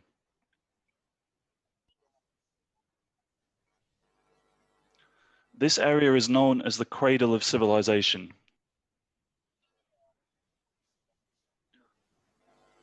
Because it's where, evidence shows us, agricultural technique was qualitatively advanced by local human populations.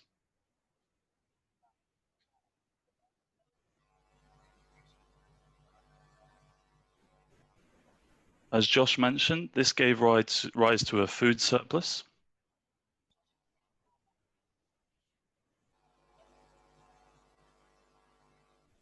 Then a greater division of labor and increasingly complex settlements involving large numbers of people.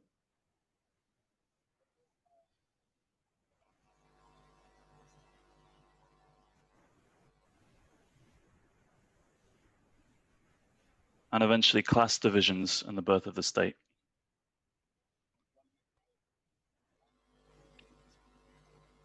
Archaeological records are continually being updated with new discoveries in the region.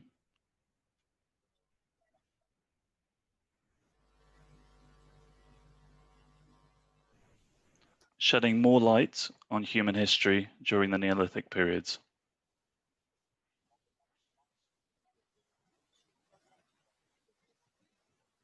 One particular excavation site has produced extraordinary findings.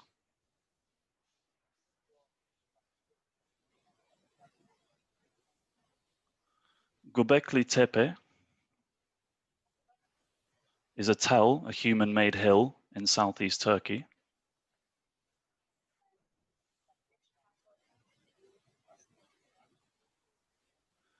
In which over 20 circles containing 200 pillars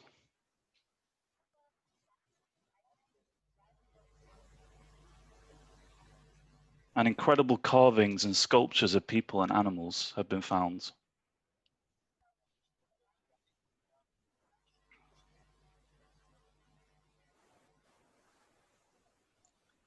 Some of these seem to predate known settlements in Lower Mesopotamia by around 2,500 years.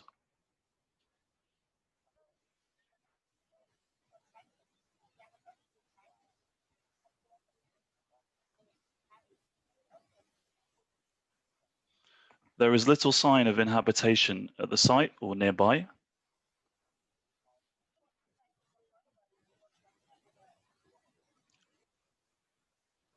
Although much of it is still to be excavated.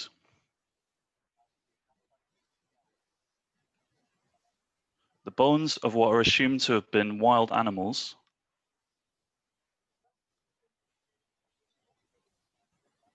have been found alongside human bones.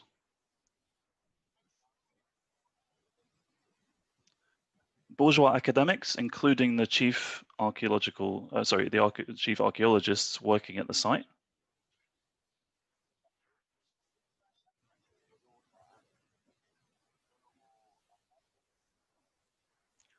take these findings to mean that hunter-gatherers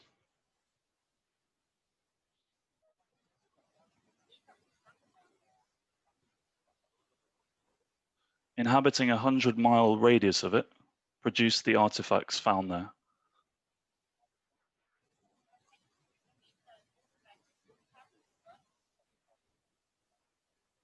Conveniently, this hypothesis turns the theories of Engels and of the archaeologist V. Gordon Childe, who based himself on Marxism,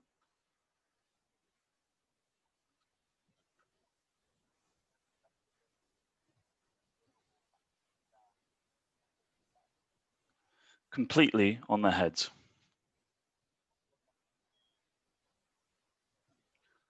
In a 2011 article for the National Geographic,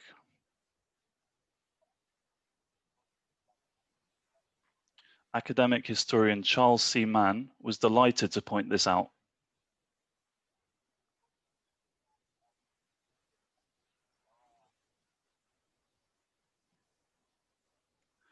He ended his piece by quoting lead archaeologist at the site Klaus Schmidt, who concluded,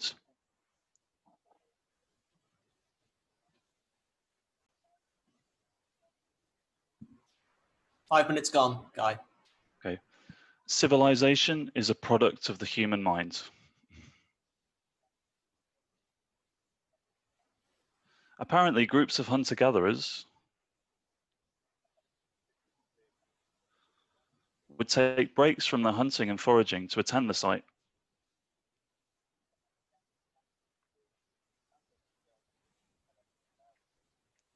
Traveling enormous distances to come and pay their respects.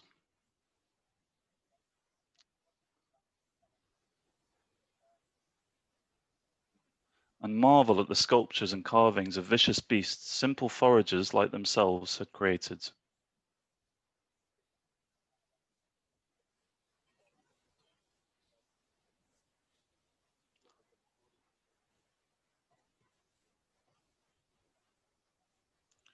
As a kind of religious tourism. There would even be food provided especially for the occasion.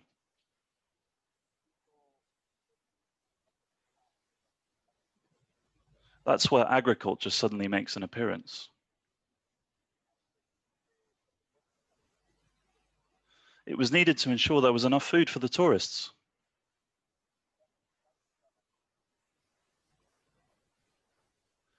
According to Mann, this was like the Neolithic version of Disneyland.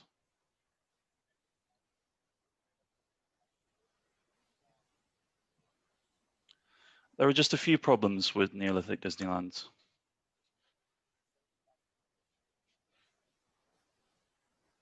People who build religious monuments also need food.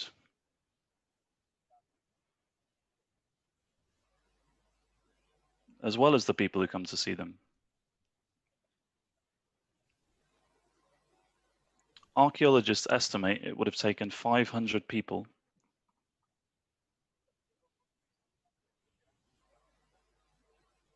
to extract the stone for the pillars, some weighing 10 tons each, from a nearby quarry.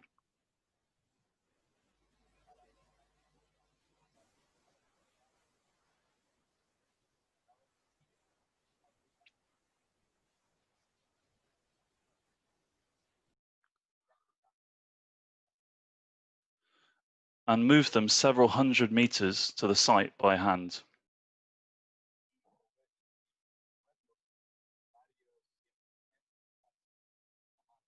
Let alone the craftsmanship that went into the carvings and sculptures.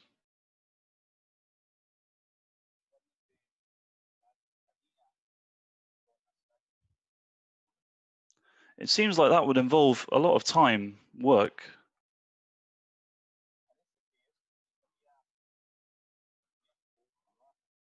Planning, organization, and cooperation between different groups.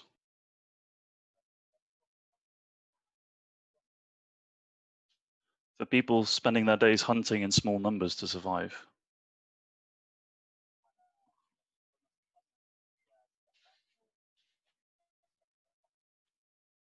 There is already clear evidence that settlements in the Euphrates Valley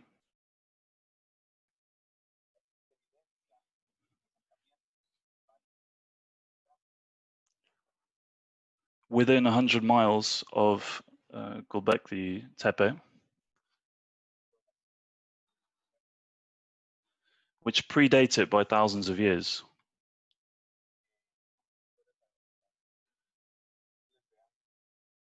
Where cereal crops were cultivated.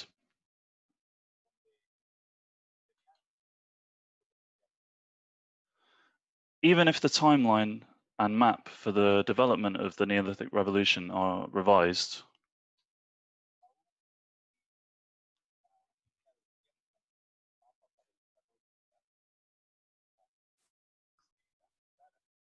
as new excavations with new technology lead to new archaeological discoveries,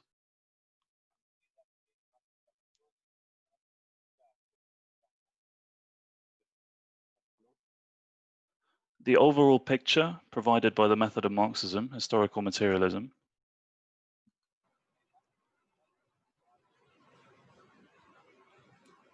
10 minutes Rema- gone. Bye. okay, thank you, remains intact. There was a brief and limited return of glacial climates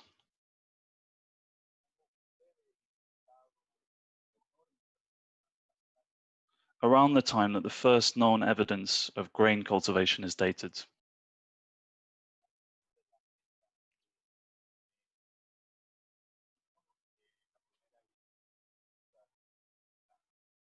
Which actually suggests that it was conditions of greater hardship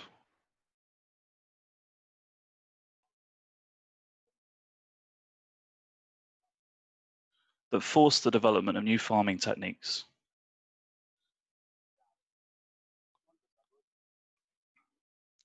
Something only a dialectical approach could make sense of.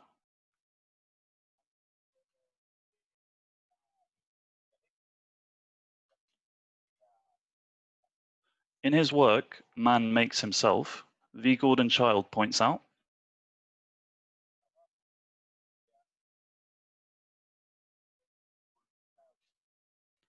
that much of the land in what is today the Middle East was becoming increasingly arid.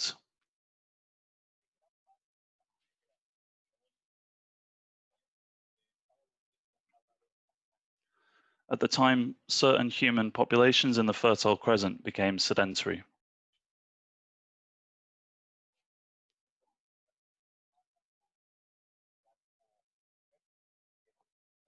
So they chose to stay put and dig water drainage and irrigation systems.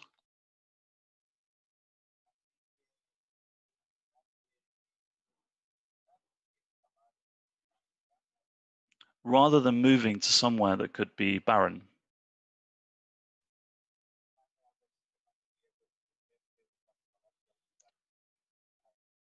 And he explains that likely there were still many nomadic peoples around the region.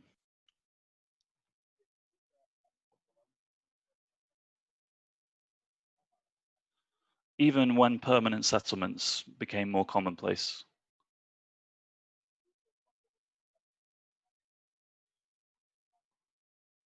The many forms of extant social groups interacted and even traded.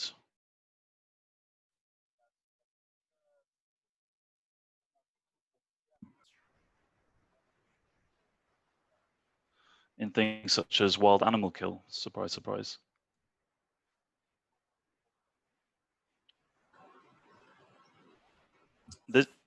This was not 13 minutes gone, Guy. so. This was not a mechanical one-size-fits-all social transformation.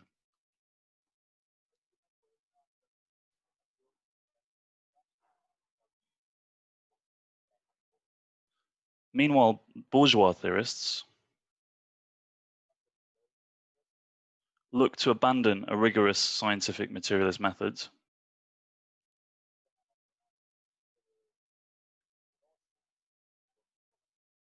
and retreat to the comfort of idealism at the first opportunity.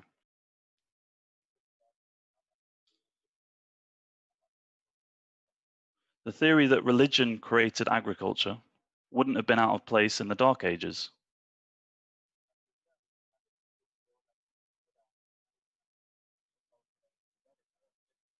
And yet here we find it today in one of the world's most widely read science journals.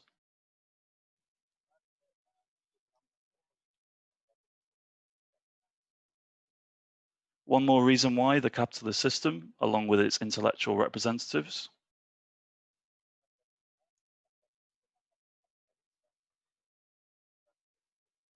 should be consigned to the dustbin of history.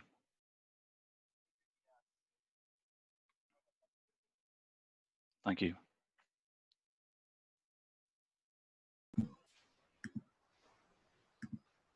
Thank you, Guy. That was excellent. I'm now going to move to Frederick from Sweden.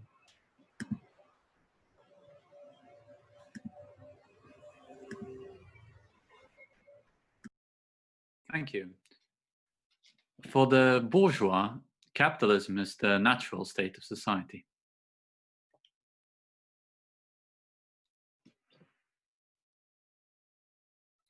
To them, it's natural that this year alone, 265 million people risk starvation.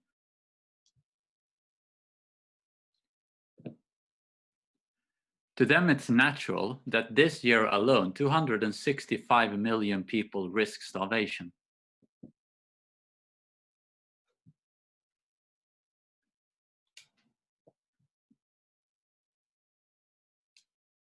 At the same time,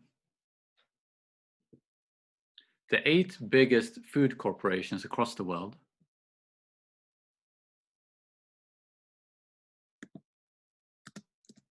has handed out $18 billion in dividends.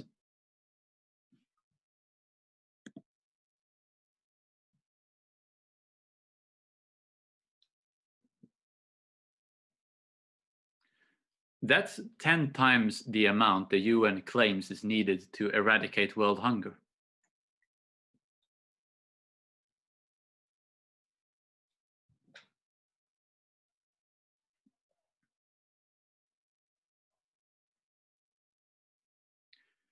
To the bourgeois, this barbarism is the natural state of humanity.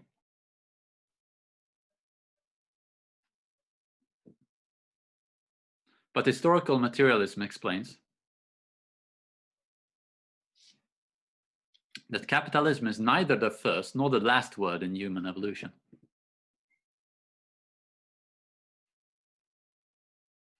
We say that capitalism paves the way for socialist revolution.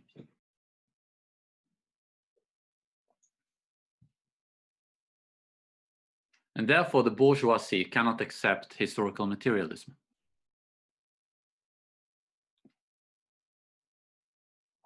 But the problem for them is we have the empirical evidence on our side. And I thought I would go into some evidence on how humanity developed.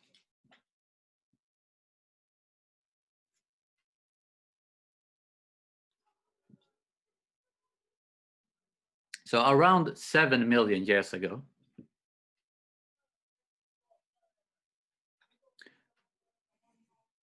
the path of our ancestors deviated from that of the chimpanzees.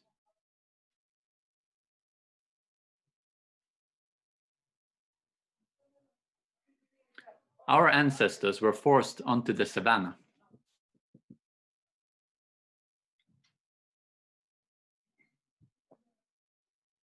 And the bourgeois used to believe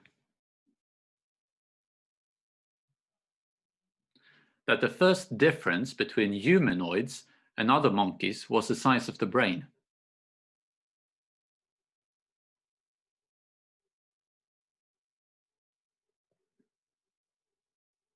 But by now, that has proven to be completely false.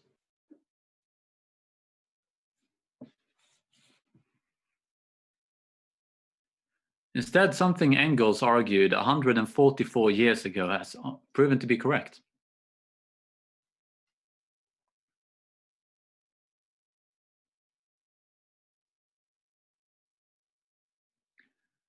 Josh mentioned Lucy, that lived 3.2 million years ago.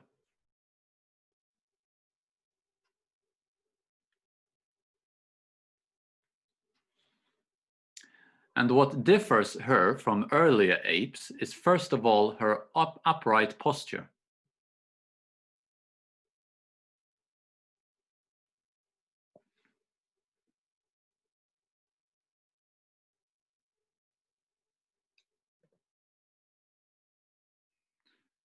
Engels explained that this upright walking that she could do, it freed the hands to use tools.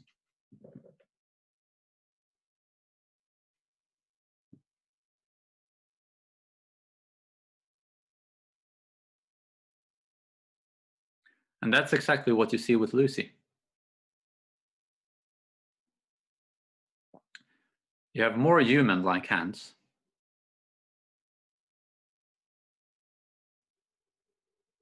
And the neck and the shoulders are adapting for greater control over the hands.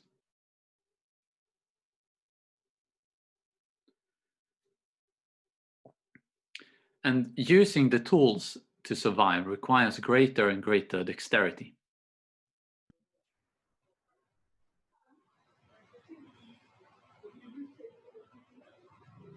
Five minutes gone, Frederick. And it's after the epoch that Lucy lived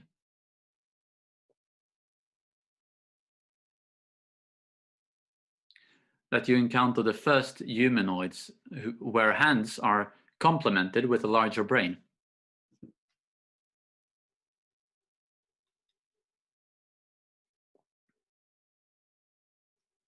And interestingly, before Lucy's species,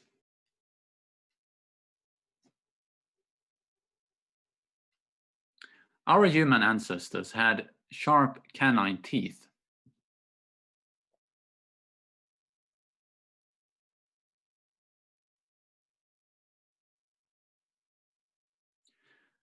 Chimpanzees also has this type of canine teeth.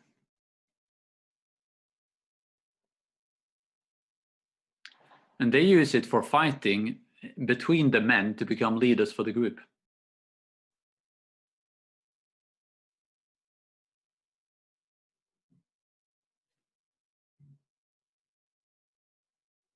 But with Lucy's species, these teeth are disappearing.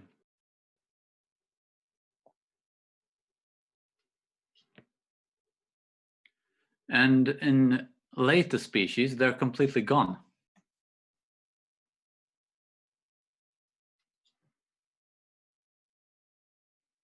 And 2 million years ago,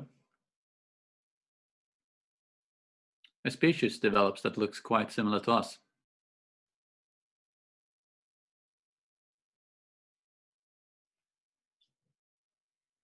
Homo erectus. And by now, they are so good at walking that they can even run.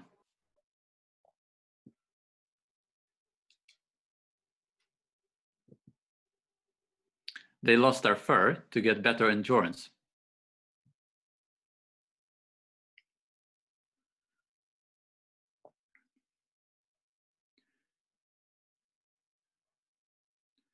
And they develop a hunting method called persistence hunting.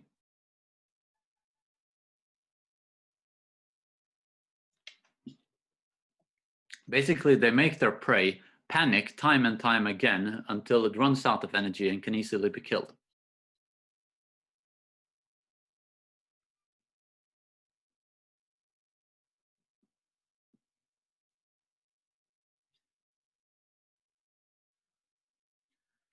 This requires very good teamwork.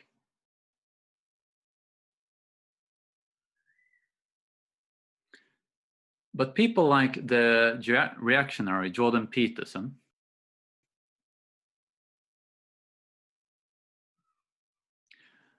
claims that these early societies were dominated by alpha males.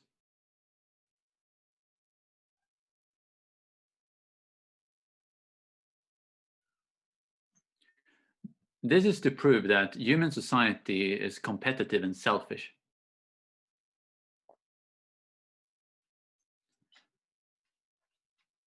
And therefore that class society is natural. But reality is very different. You can see it in the archaeology, for example, with these canine teeth.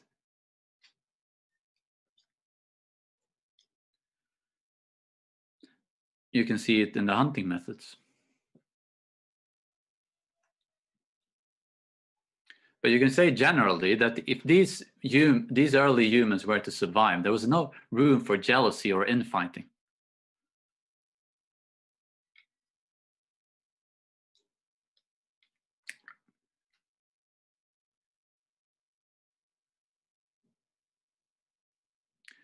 Nor was there room for privileges or strict hierarchies.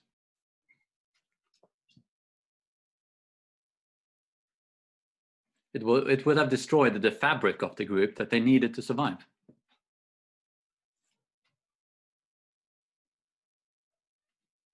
And while earlier hominids would have been able to grip certain tools and use them,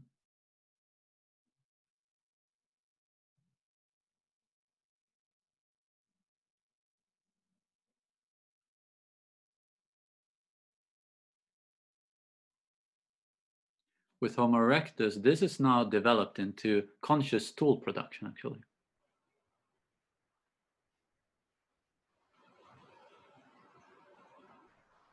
That's 10 minutes gone. They produce hand axes with a distinct shape of the stone.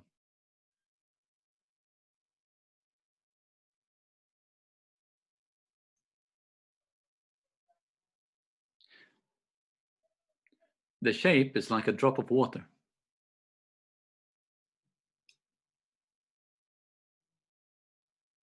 And they take such care producing these drip shapes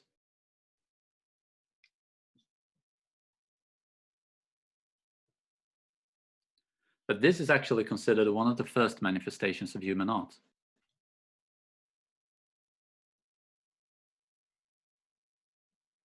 And then 600,000 years ago, one of our closest ancestors develops.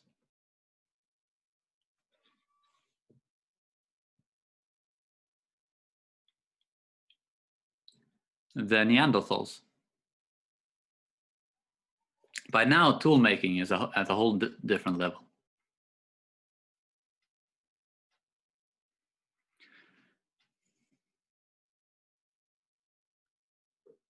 Their brain is now as big or even bigger than ours.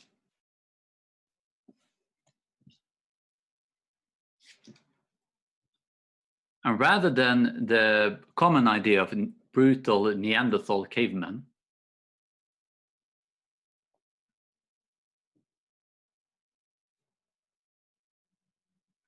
the archaeological evidence points to a very caring society.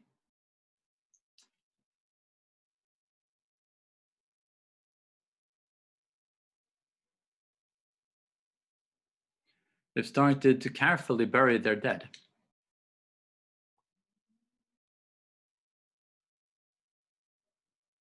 And there is archaeological proof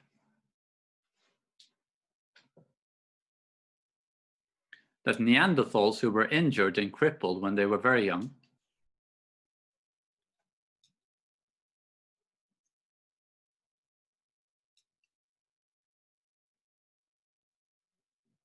they even managed to survive into old age.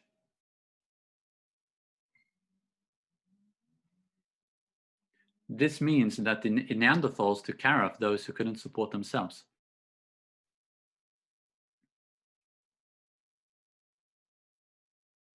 That's more than you can say about capitalist society. And around 300,000 years ago, Homo sapiens develops.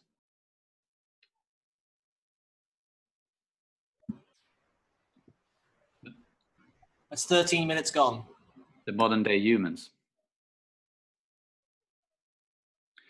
And just like every other species, we've been shaped by our manner of surviving.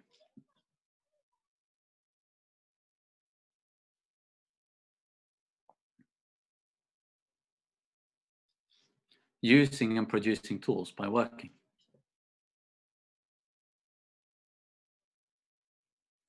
You can see that over millions of years, this has shaped us biologically.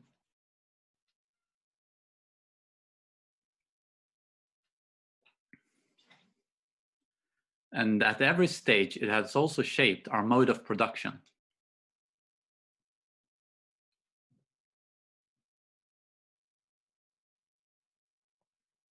Which in turn has shaped our relations to each other.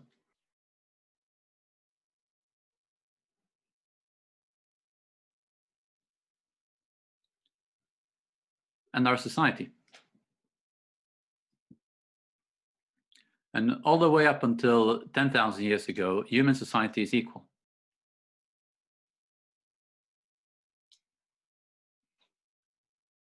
But this equality is created out of hunger, when there is no surplus in society.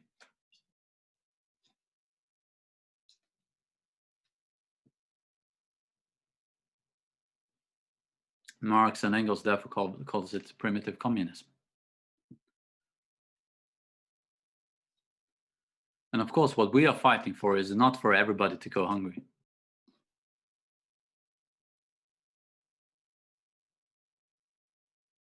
We fight for communism now because the surplus is now sufficient to free everybody from even the fear of hunger.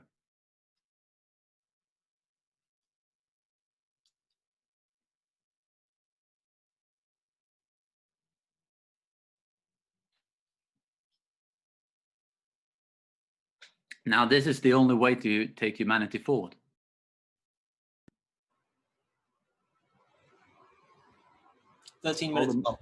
All the means are there.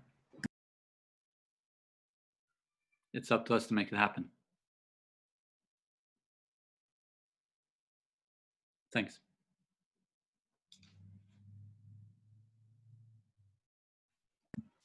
Thank you very much. We will now have Rob from Canada.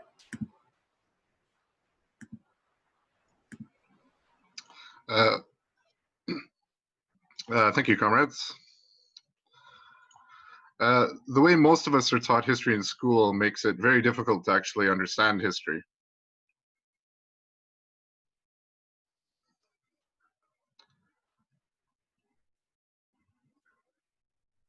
It is either taught as a series of random dates and facts to be memorized for an exam,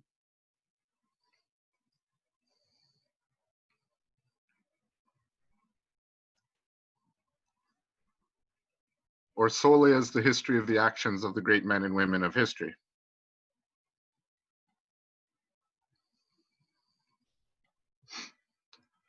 With no real teaching of the progression of events or why history unfolded the way that it did.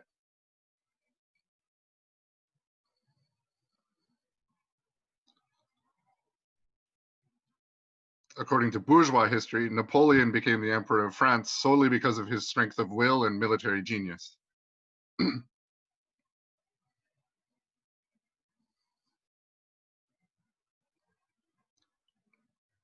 rise of fascism, the course of World War II in Germany, and the Holocaust were due solely to the individual monstrosity of Adolf Hitler.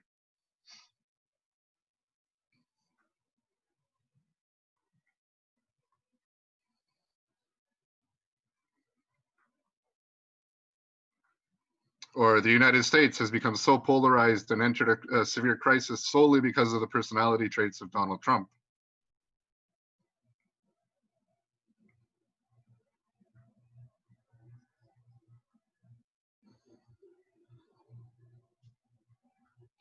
Marxism does not deny the role of the individual in history. In fact, in certain circumstances, the role played by individuals in history can be absolutely vital.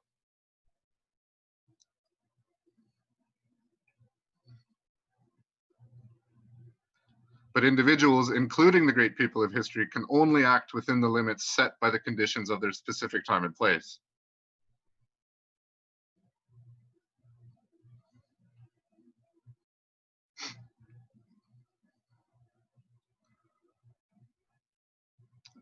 These individuals are a product of the conditions of their time and place.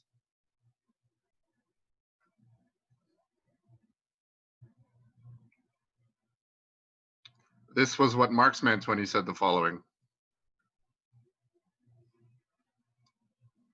Men make their own history, but they do not make it as they please.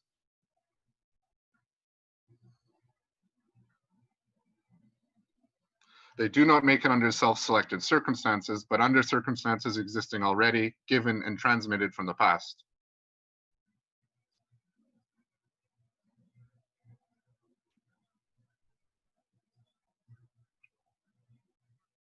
The tradition of all dead generations weighs like a nightmare on the brains of the living.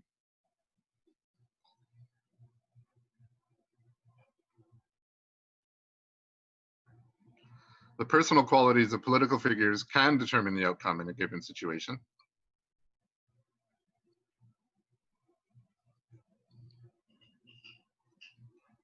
And there are critical moments in human history when the quality of leadership can be the decisive factor that tips the balance one way or another.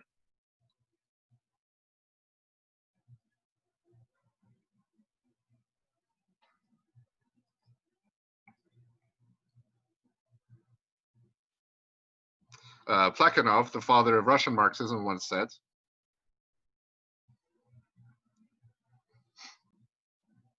a great man is great not because his personal qualities give individual features to great historical events,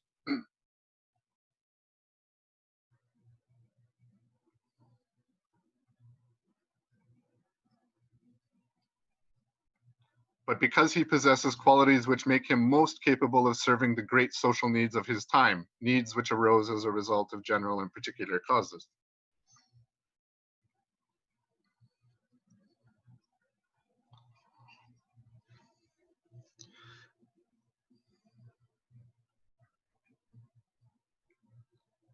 Now, political leadership in the crucial moments of history can be just as decisive a factor as is the role of the general staff during the critical moments in war.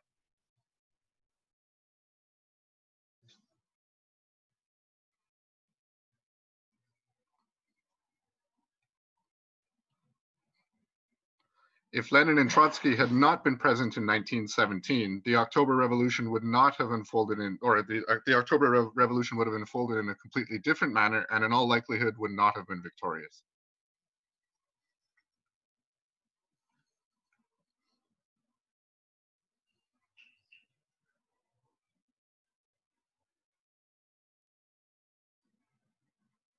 However, individuals can only play such a role under certain circumstances.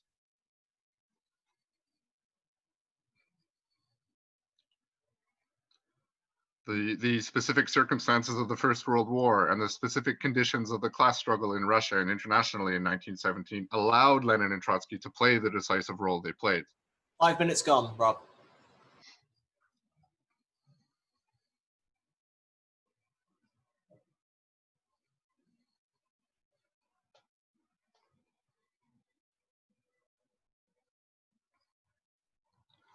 But these same two men had been active politically for more than 2 decades before 1917 and were not able to play the same role then.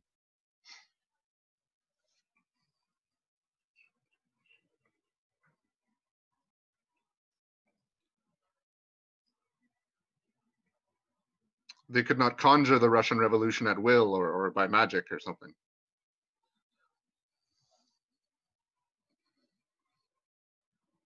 In the same way, when the revolution ebbed, despite their personal abilities and the role they had played in the revolution,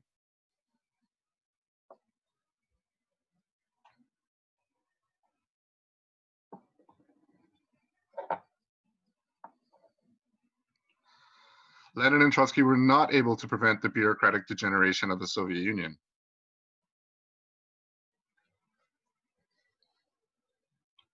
Which was caused by objective forces against which even the greatest leaders of the revolution were powerless as individuals.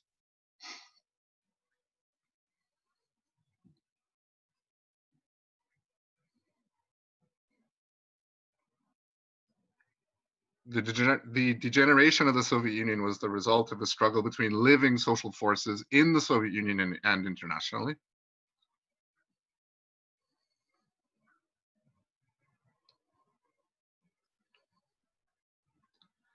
and was not solely the outcome of the struggle between the individual personalities of Trotsky and Stalin.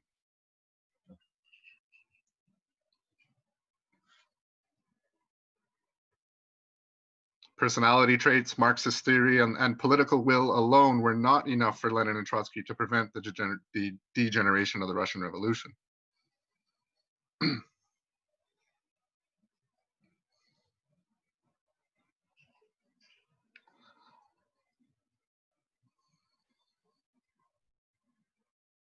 In rejecting this idea that history is driven solely by the personality and will of great individuals in history,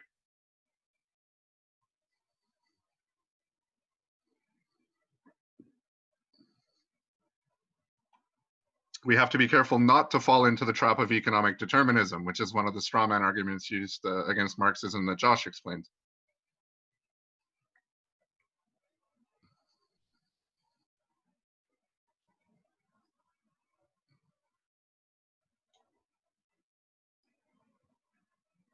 It is important to point out that we are not economic determinists and that history does not unfold in a schematic way due to economic factors alone.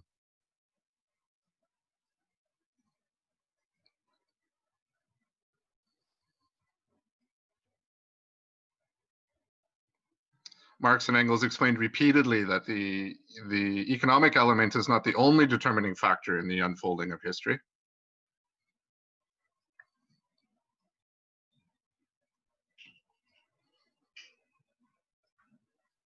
And that politics too influences historical development and can influence the economic base of society.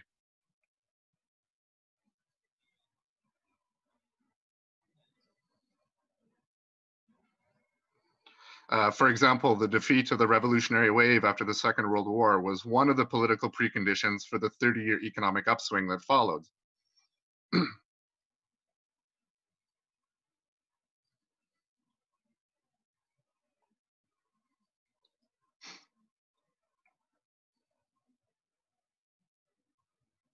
And likewise, the defeat of the revolutionary wave in the 1970s and the capitulation of the leadership of the labor movement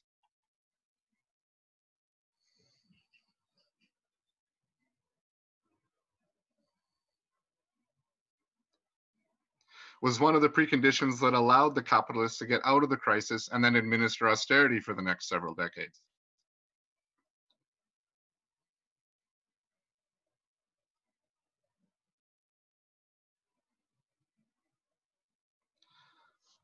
And so if one looks at history, one can see that economics drives politics and politics can impact and drive economics as well.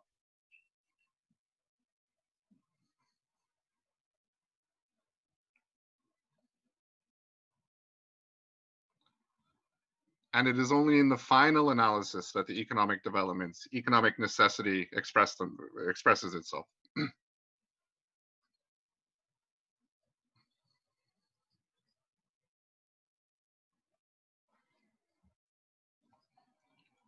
There is not an automatic and immediate relationship between developments in the economic base of society and the social superstructure of society.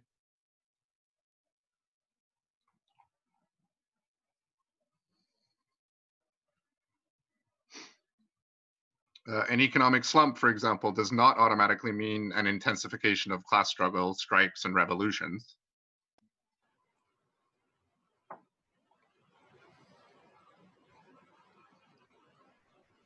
Ten minutes gone, Rob. Just as an economic boom does not automatically mean a pacification of the class struggle and a decrease in strikes and revolutions.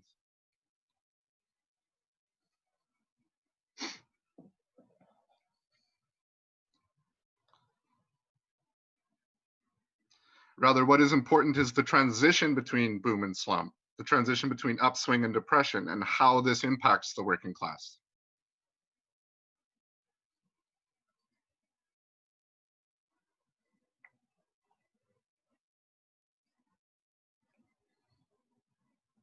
Where the specific circumstances and consciousness of the working class in response to the economic developments will determine the course of the class struggle.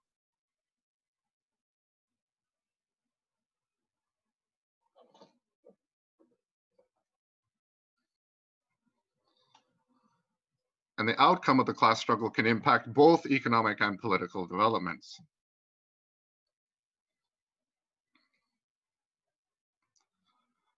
There is a complex dialectical relationship between developments in the economy and developments in the class struggle, with many factors playing a role.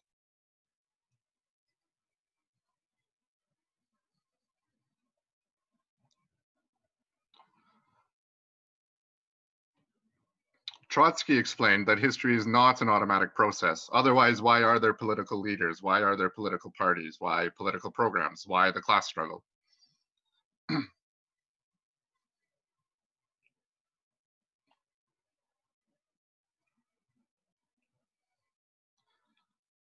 A mode of production, for example, slave society, feudalism, capitalism, once it has been established, can last much longer than the relationship of forces that produced it or allowed it to advance.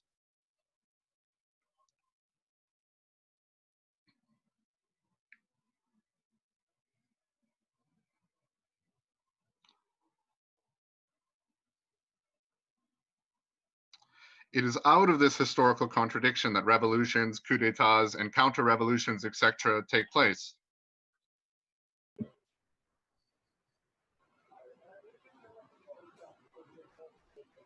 $13 gone, Rob.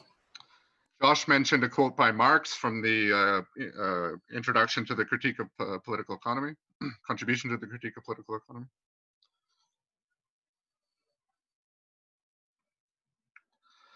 I'll paraphrase. where Marx explained that at a certain point, the productive forces of society come into conflict with the framework, the social superstructure of that society.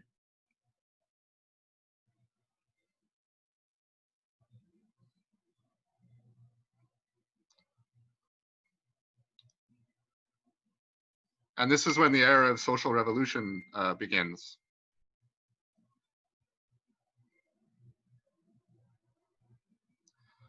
Now, this is a central idea of historical materialism. But it doesn't mean that as soon as the old social order becomes reactionary in the economic sense,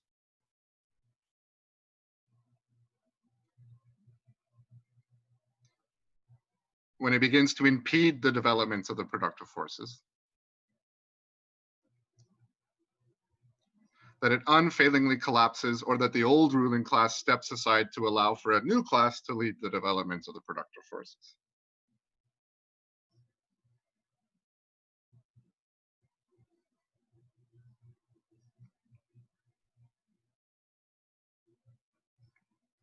Social transformation, that is social revolution, requires the conscious intervention of human beings.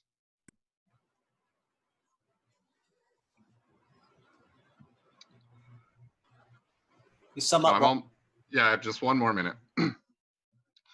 The productive forces are the basic driving force of historical development. The productive forces develop according to their own laws, that is, independently of the will of human beings.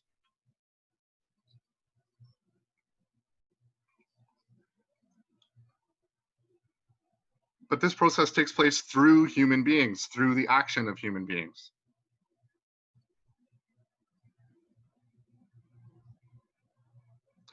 And so when we look at history, and we see the productive forces becoming restricted within a society,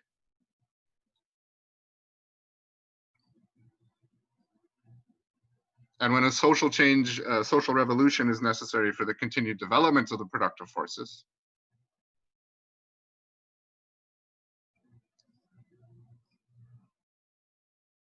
this is not accomplished automatically or immediately like the rising and setting of the sun.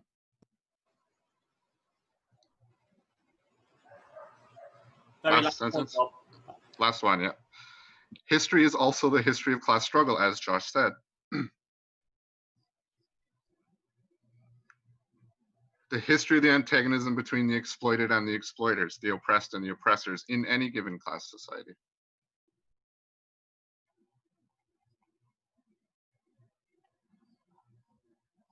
Thank you. Thank you, Rob. I'm now going to hand over to our last intervention, which will be from Laurie from Britain.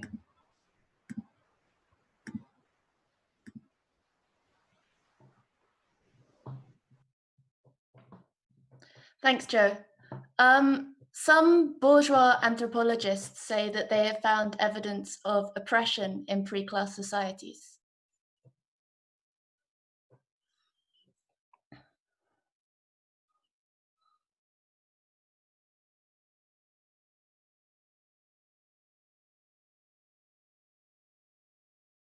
Yes, of course, sorry, no worries. Some bourgeois anthropologists say they have found evidence of oppression in pre-class societies.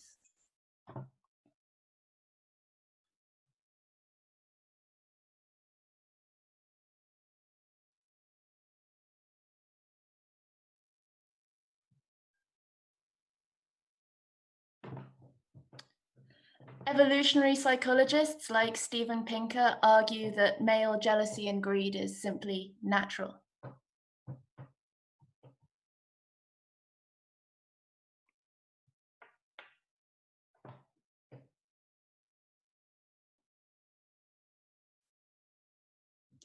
But others say that oppression arrives by accident.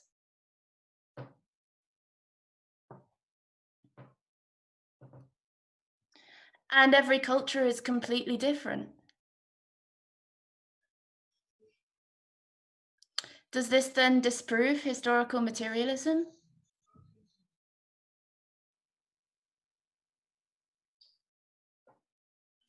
Well, Marxists explain that before agriculture, there's much less evidence for women's oppression.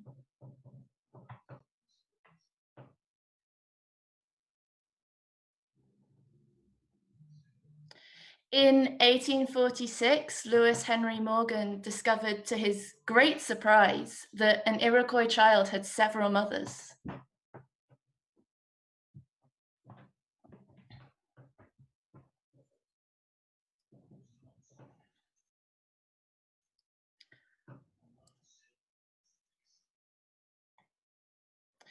And this reflects the fact that in non-class societies, the monogamous family did not exist.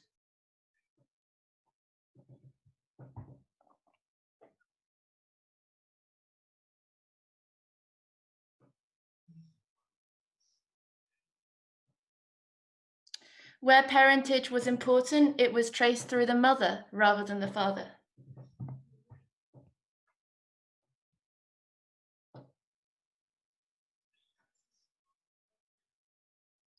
Present-day anthropology is not a perfect mirror of the past, but there is now even more significant evidence for this.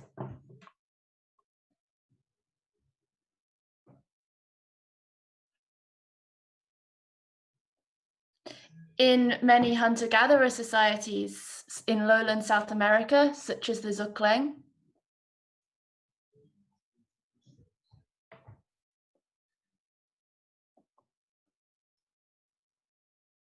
paternity of one woman's child can still be divided among several fathers today.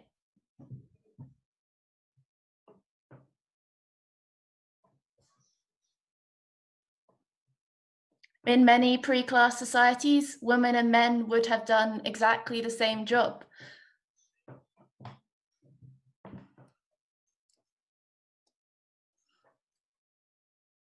Hunting and gathering, as well as making clothes and tools.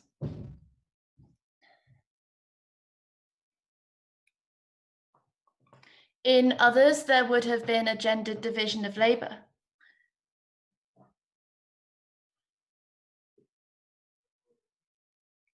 Due to the biological requirements of motherhood.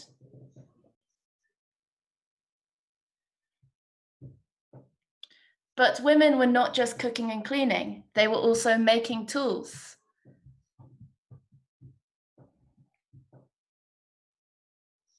And their work was equally important.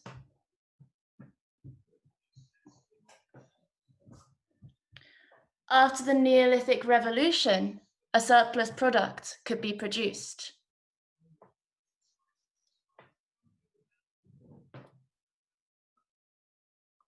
The question had to be asked, who owns that surplus?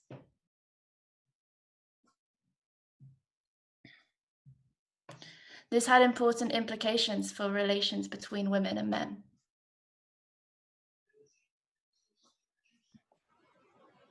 Five minutes gone, Laurie. We can tell the division of labor in these Neolithic societies was intensified.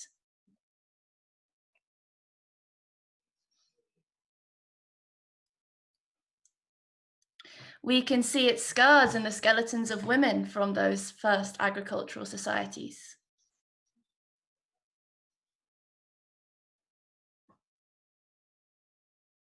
Who spent hours every day kneeling to grind grain.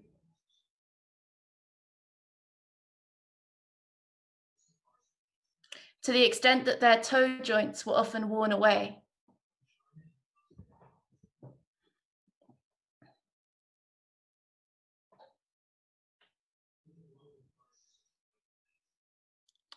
The work that men did became connected to the production of a surplus.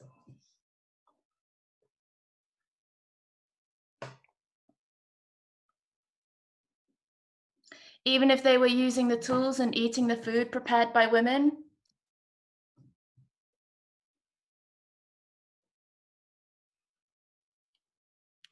they were able to claim ownership of that surplus. with the origins of private property and the male ownership over that property,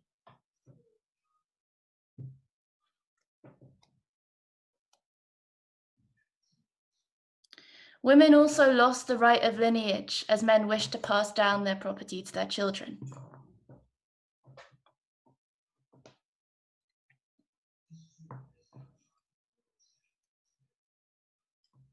And this was strictly enforced by the monogamous family.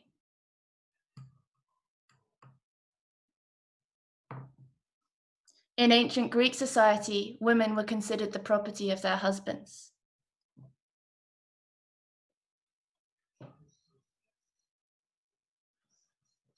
They were no longer their own people.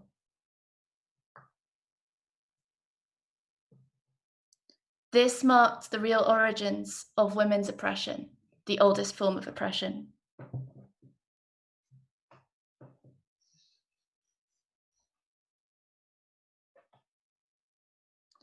It had gained a material basis in the struggle to appropriate and pass on private property.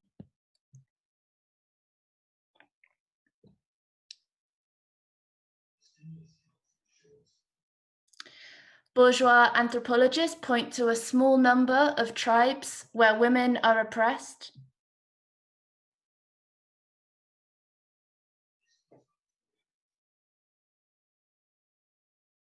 and to a small amount of evidence of patrilineality in prehistory.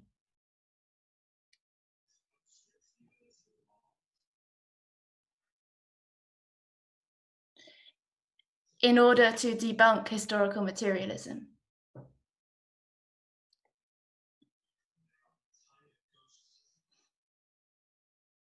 Is this fair?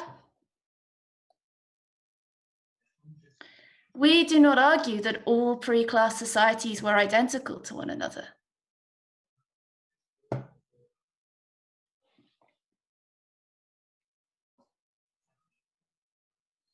Just as different capitalist, feudal, or Asiatic societies have different superstructures and cultures,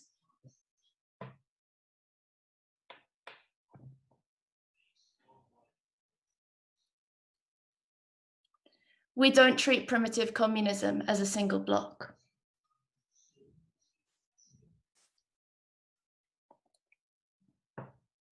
We have already explained that some of these societies have a division of labor.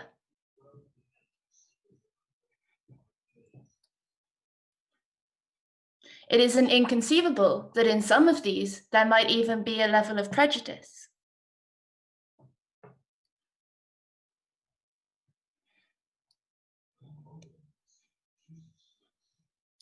But even if there are some exceptions, it is clearly very different to the oppression of class society.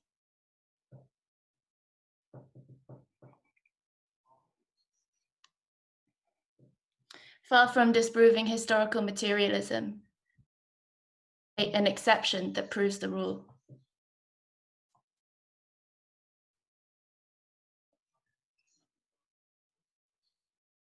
In a similar way, the sale of a Picasso does not undermine the basis of the labor theory of value.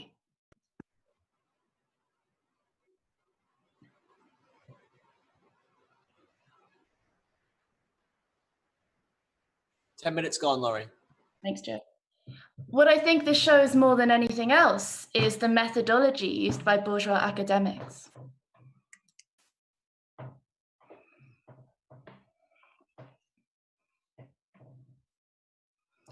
They think if they can point to a single hunter-gatherer society where there is prejudice, they have overthrown the whole Marxist view of history.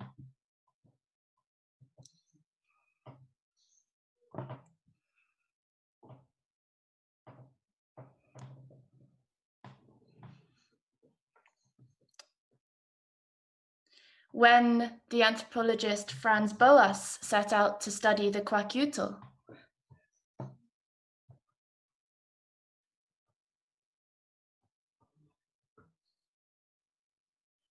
he explicitly said that his intention was to find a single exception to Morgan's model of mother right.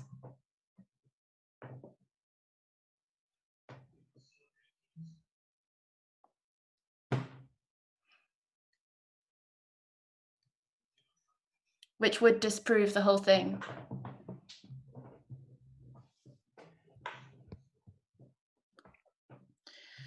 But this reflects an empirical outlook based on the classification of societies only by their external features.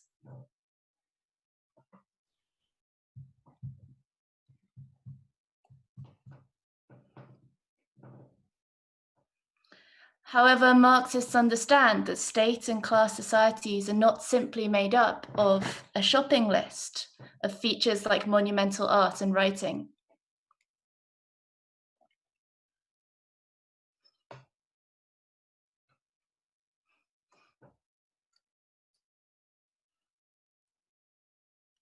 Similarly, the emergence of women's oppression is not just a question of categorizing societies empirically by whether or not prejudice exists.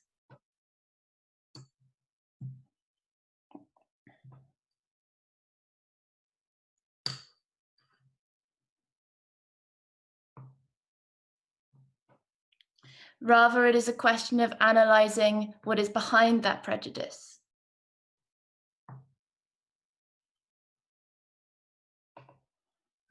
The underlying forces which shape the development of the family and grant men economic power over women.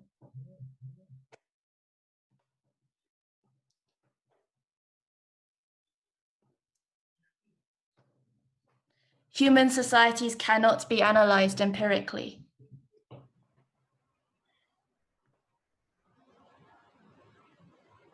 They are not static, nor can they be understood through simple taxonomic categorization. 13 minutes.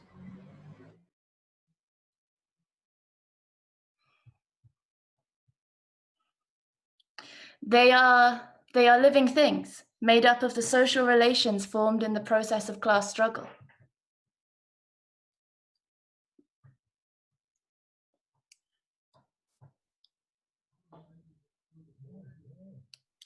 A Marxist analysis of history must look at these processes, building up under the surface of society.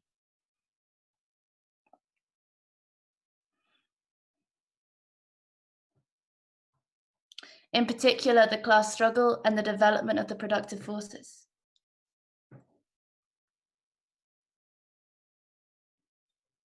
This is what distinguishes the dialectical materialist approach to history to the empirical approach of the bourgeoisie.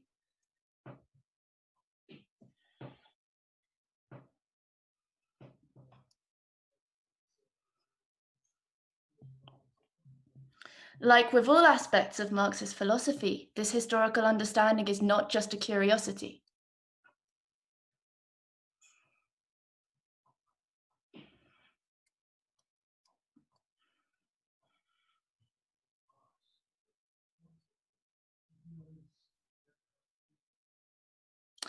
It is by understanding the world that we can begin to change it.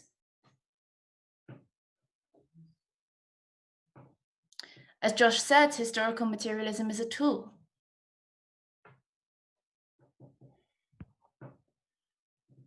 By doing away with class society, we can undermine the basis of this oppression and begin to sweep it away.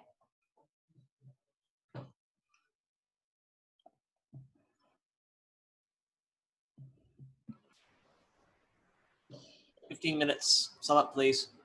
If women's oppression has not always existed, then it can be overthrown.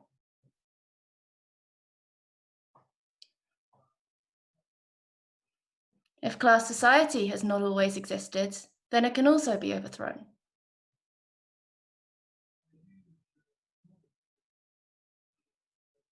Thanks, Joe. I'll sum up now.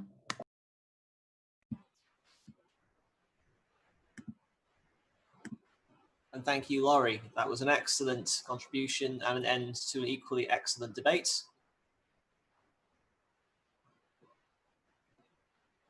Hello, translation?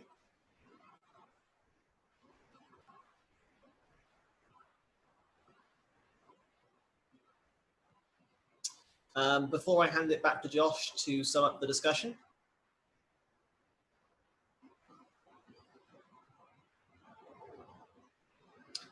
I'd like to recommend, if you enjoyed what you heard, purchasing a copy of What is Marxism from wellreadbooks.net.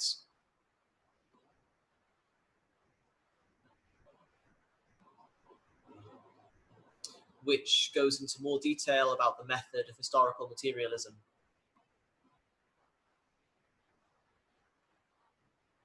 I will now hand back to Josh, who has about 20 minutes to sum up.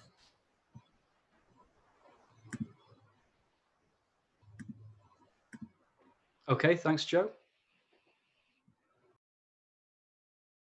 Well, I think it's been a wonderful discussion. And I think all of the comrades who spoke excellently and raised some really fascinating points.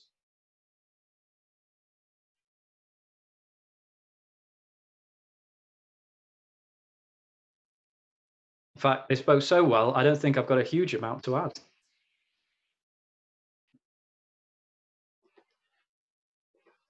But they did spark some thoughts, which I'll offer to sum up.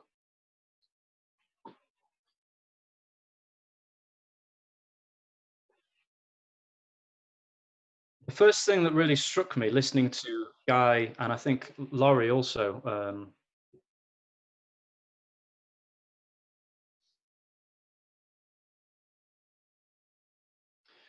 was the complete crisis of anything approaching a scientific approach to the history of humanity.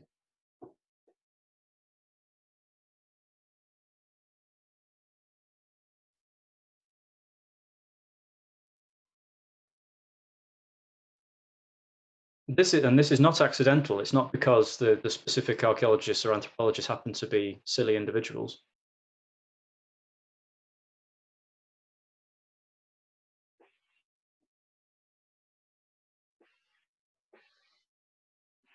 Again, we should understand this from a historical materialist point of view.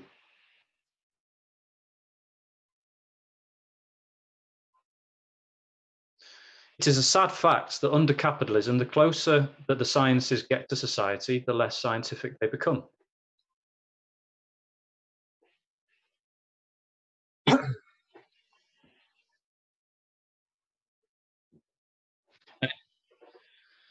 And this is not because you can't perform laboratory experiments to make precise predictions.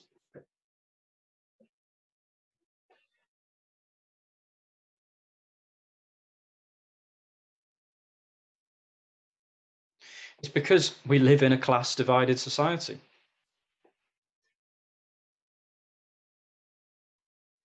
And if you're dealing with society, economics, history, anthropology, whatever,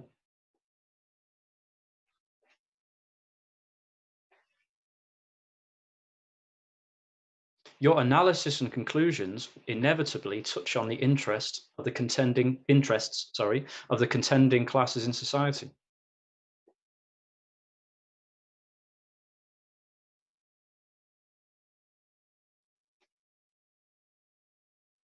And Marx said that in every epoch, the ruling ideas are the ideas of the ruling class.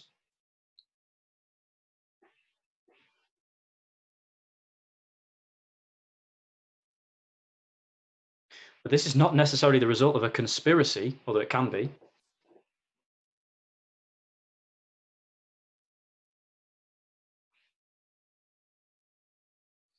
There is a constant social pressure emanating from the ruling class.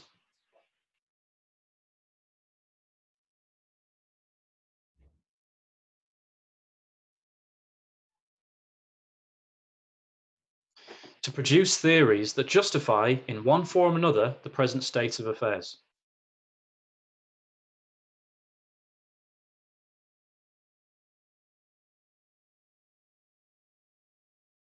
And this pressure completely dominates the world of academia.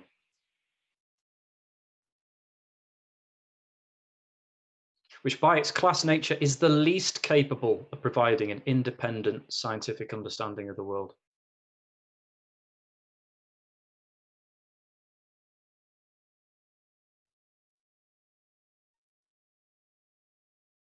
It is true that academics are becoming increasingly proletarianized in their conditions.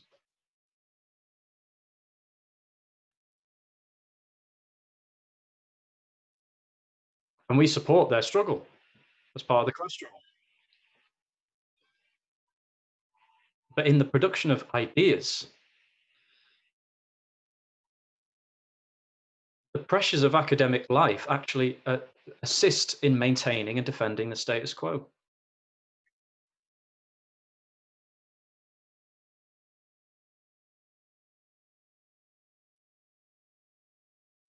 If you are going to be praised and published, it is unwise to rock the boat.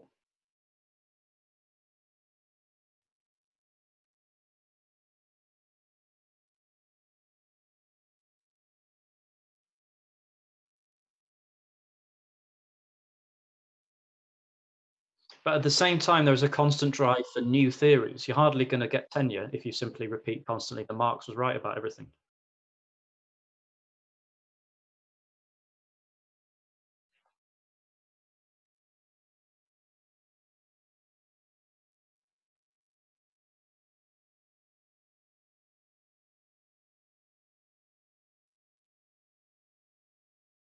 And so you effectively have the constant repetition of the same old ideas, but with new forms and sometimes some new words invented as well.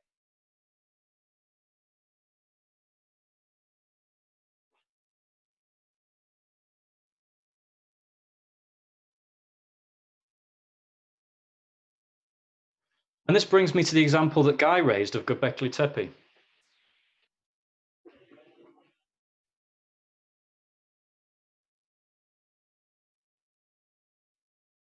It almost makes me weep to think of the hundreds of years and the money spent developing the field of archaeology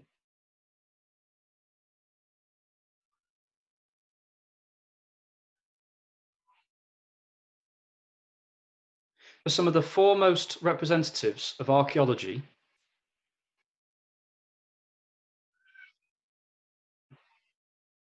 to work for years on one of the most fascinating and important sites on Earth,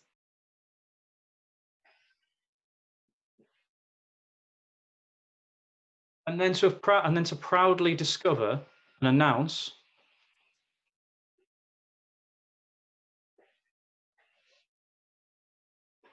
that people have ideas, and that further this disproves Marxism. Where does historical materialism argue that people don't have ideas?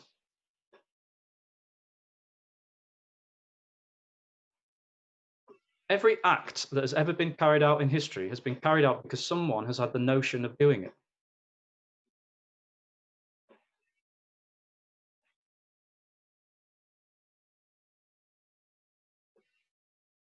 When I went and made a sandwich before this session, I thought of doing it before doing it.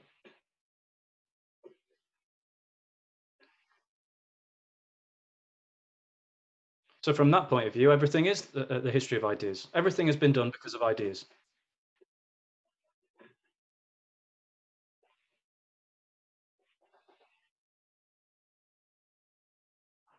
Civilization, class society, socialism, it's all products of the mind.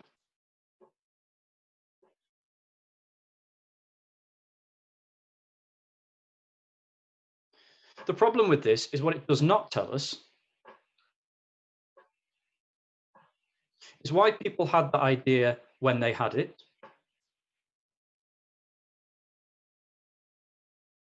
and not 50,000 years earlier.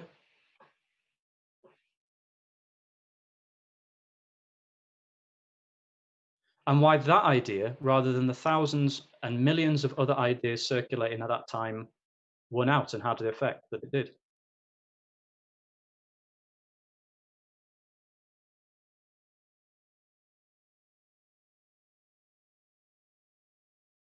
Or more commonly, actually, why the idea did not work and why it had effects completely contrary to the intentions of the people carrying it out.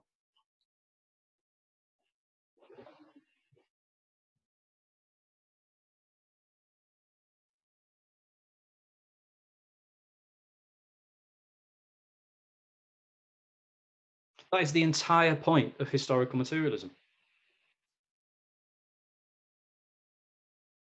Actually, it's the entire point of history, or the study of history.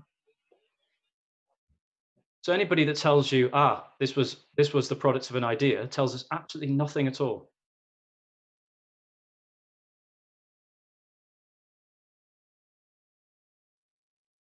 what we have to understand is why is it,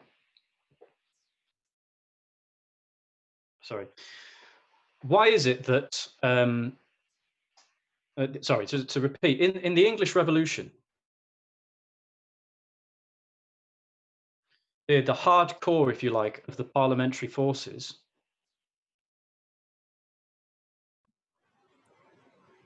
10 minutes gone, 10 remaining. who carried out the revolutionary transformation of the British state, English state, sorry.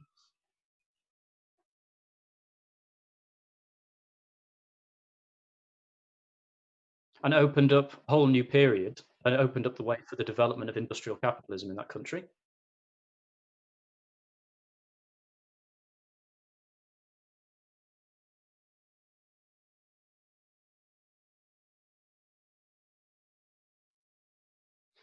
They had some kind of idea of what they were doing. But they thought they were restoring the kingdom of God on earth.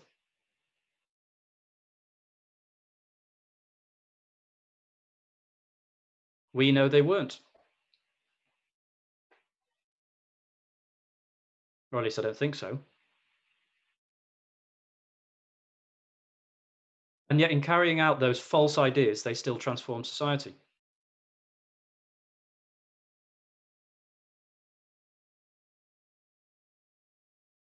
It's precisely when you try to take your ideas and shape nature in accordance with them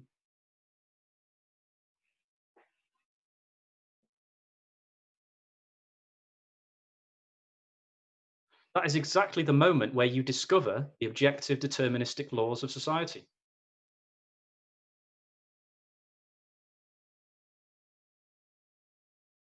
Because it is when your choices and your actions conform to the objective processes that are independent of your will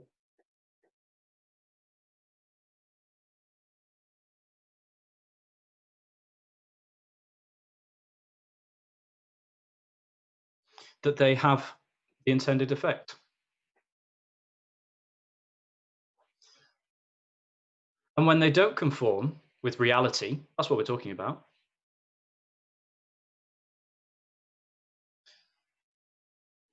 You'll break your head against that reality.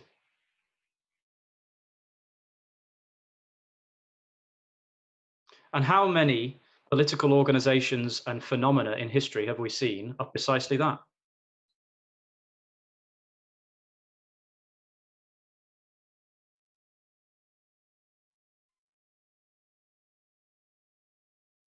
Look at the sects who tried to dictate the course of the revolution to the masses themselves and take shortcuts.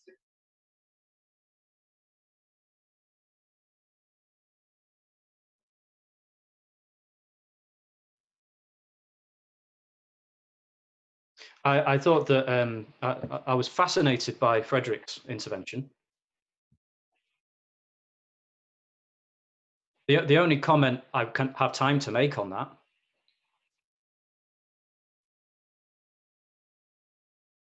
is how earlier I mentioned that our species is the product of millions of years of evolution of history.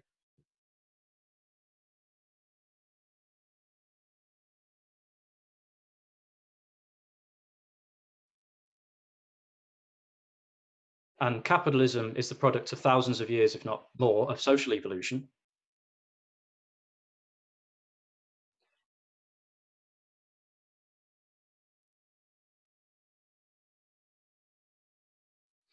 Well, what Frederick showed is that those two actually are dialectically intertwined.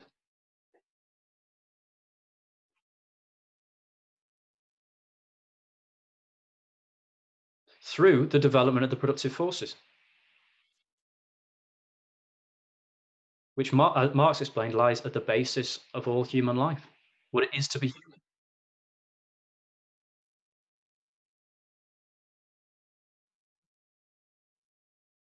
But this is not the same as any crude conception of human nature.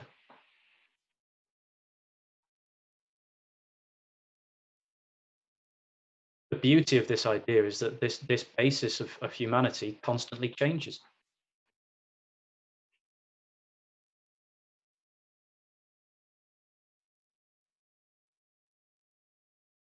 And so do we. And finally, I wanted to touch on Rob's intervention, which I found very interesting.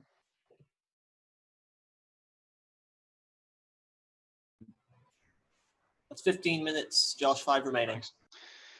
Rob's absolutely right that we are not economic determinists.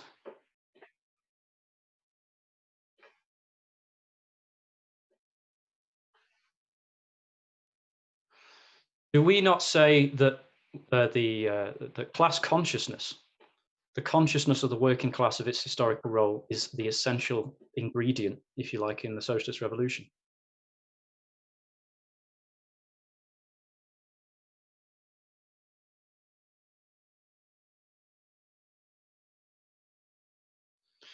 Are we not fighting right now, presently, for the dictatorship of the proletariat?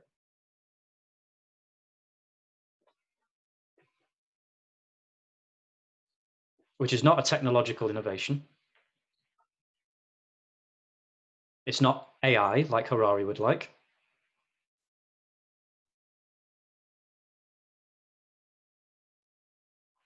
Is a workers' state taking control of the economy and transforming it along socialist lines.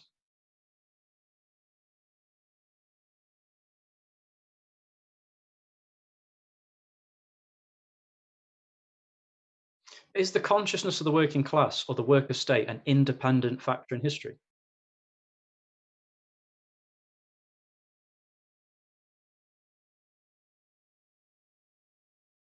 Clearly not. The very possibility, or should I say that the form in which the consciousness of the working class takes is forged through struggle.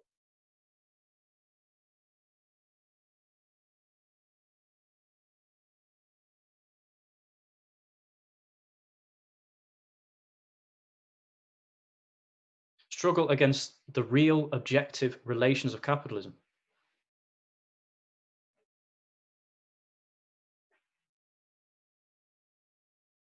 The dictatorship of the proletariat is impossible without the development of the productive forces, which has been carried out under capitalism already.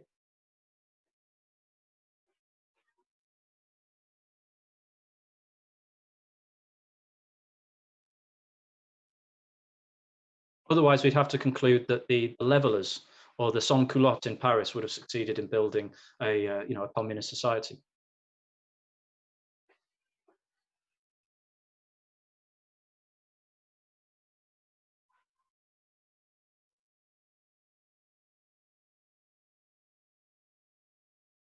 And likewise, we do not reject the role of the individual.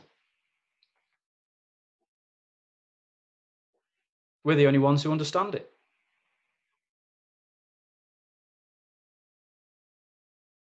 And specifically, the role of leadership.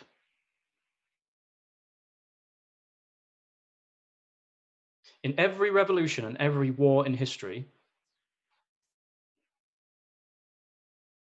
leadership, including the leadership of an individual, has been decisive. Take the American Civil War, for example.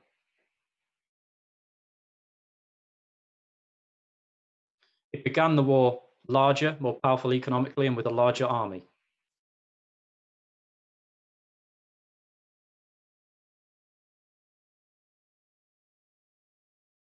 And yes, it suffered defeat after defeat in the first years of the war.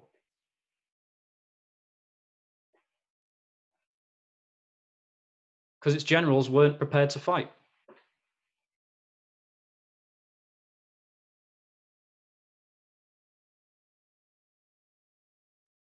Which incidentally increased the bloodshed of that war, made it worse.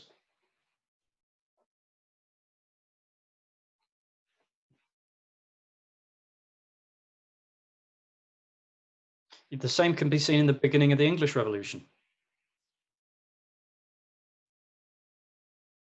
And yet, as the revolution continues,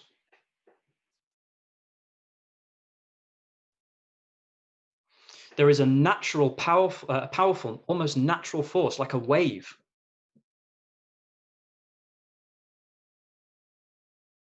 which pushes to aside the vacillating, compromising elements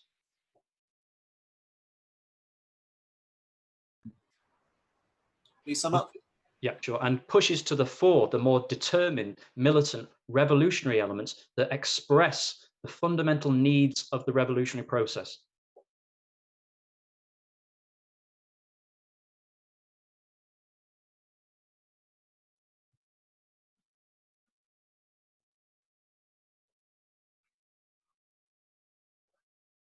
The understanding of that process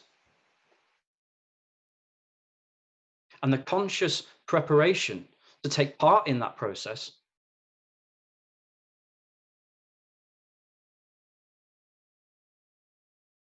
is the essence of Bolshevism. And the success of that method in the seizure of power in the October Revolution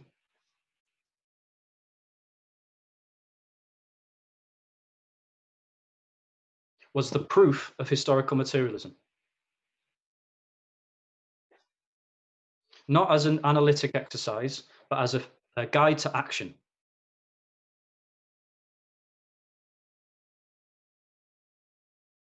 We have the correct ideas, comrades. I believe that.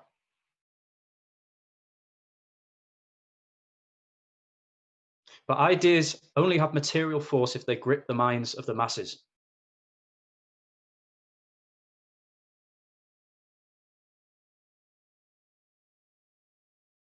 That is where we must go. Historical materialism shows us the way forward.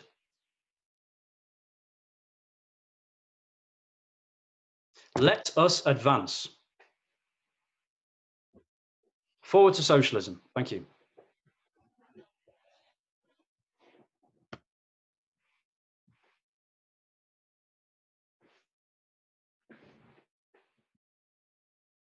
Very much, Josh. That was an inspiring note to end on.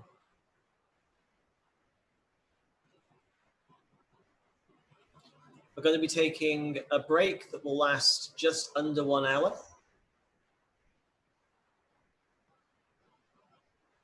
So we'll be restarting at 17:30 British summertime.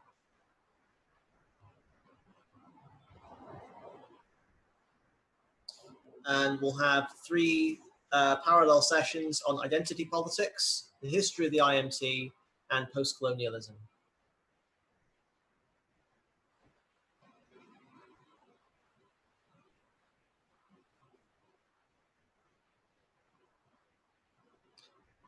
The history of the IMC referring to the International Marxist Tendency, which is the organization that put on this event.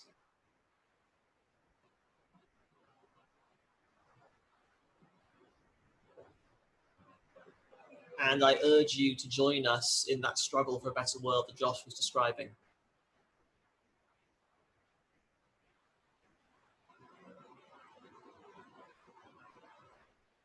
Thank you very much, comrades. Enjoy the rest of the school.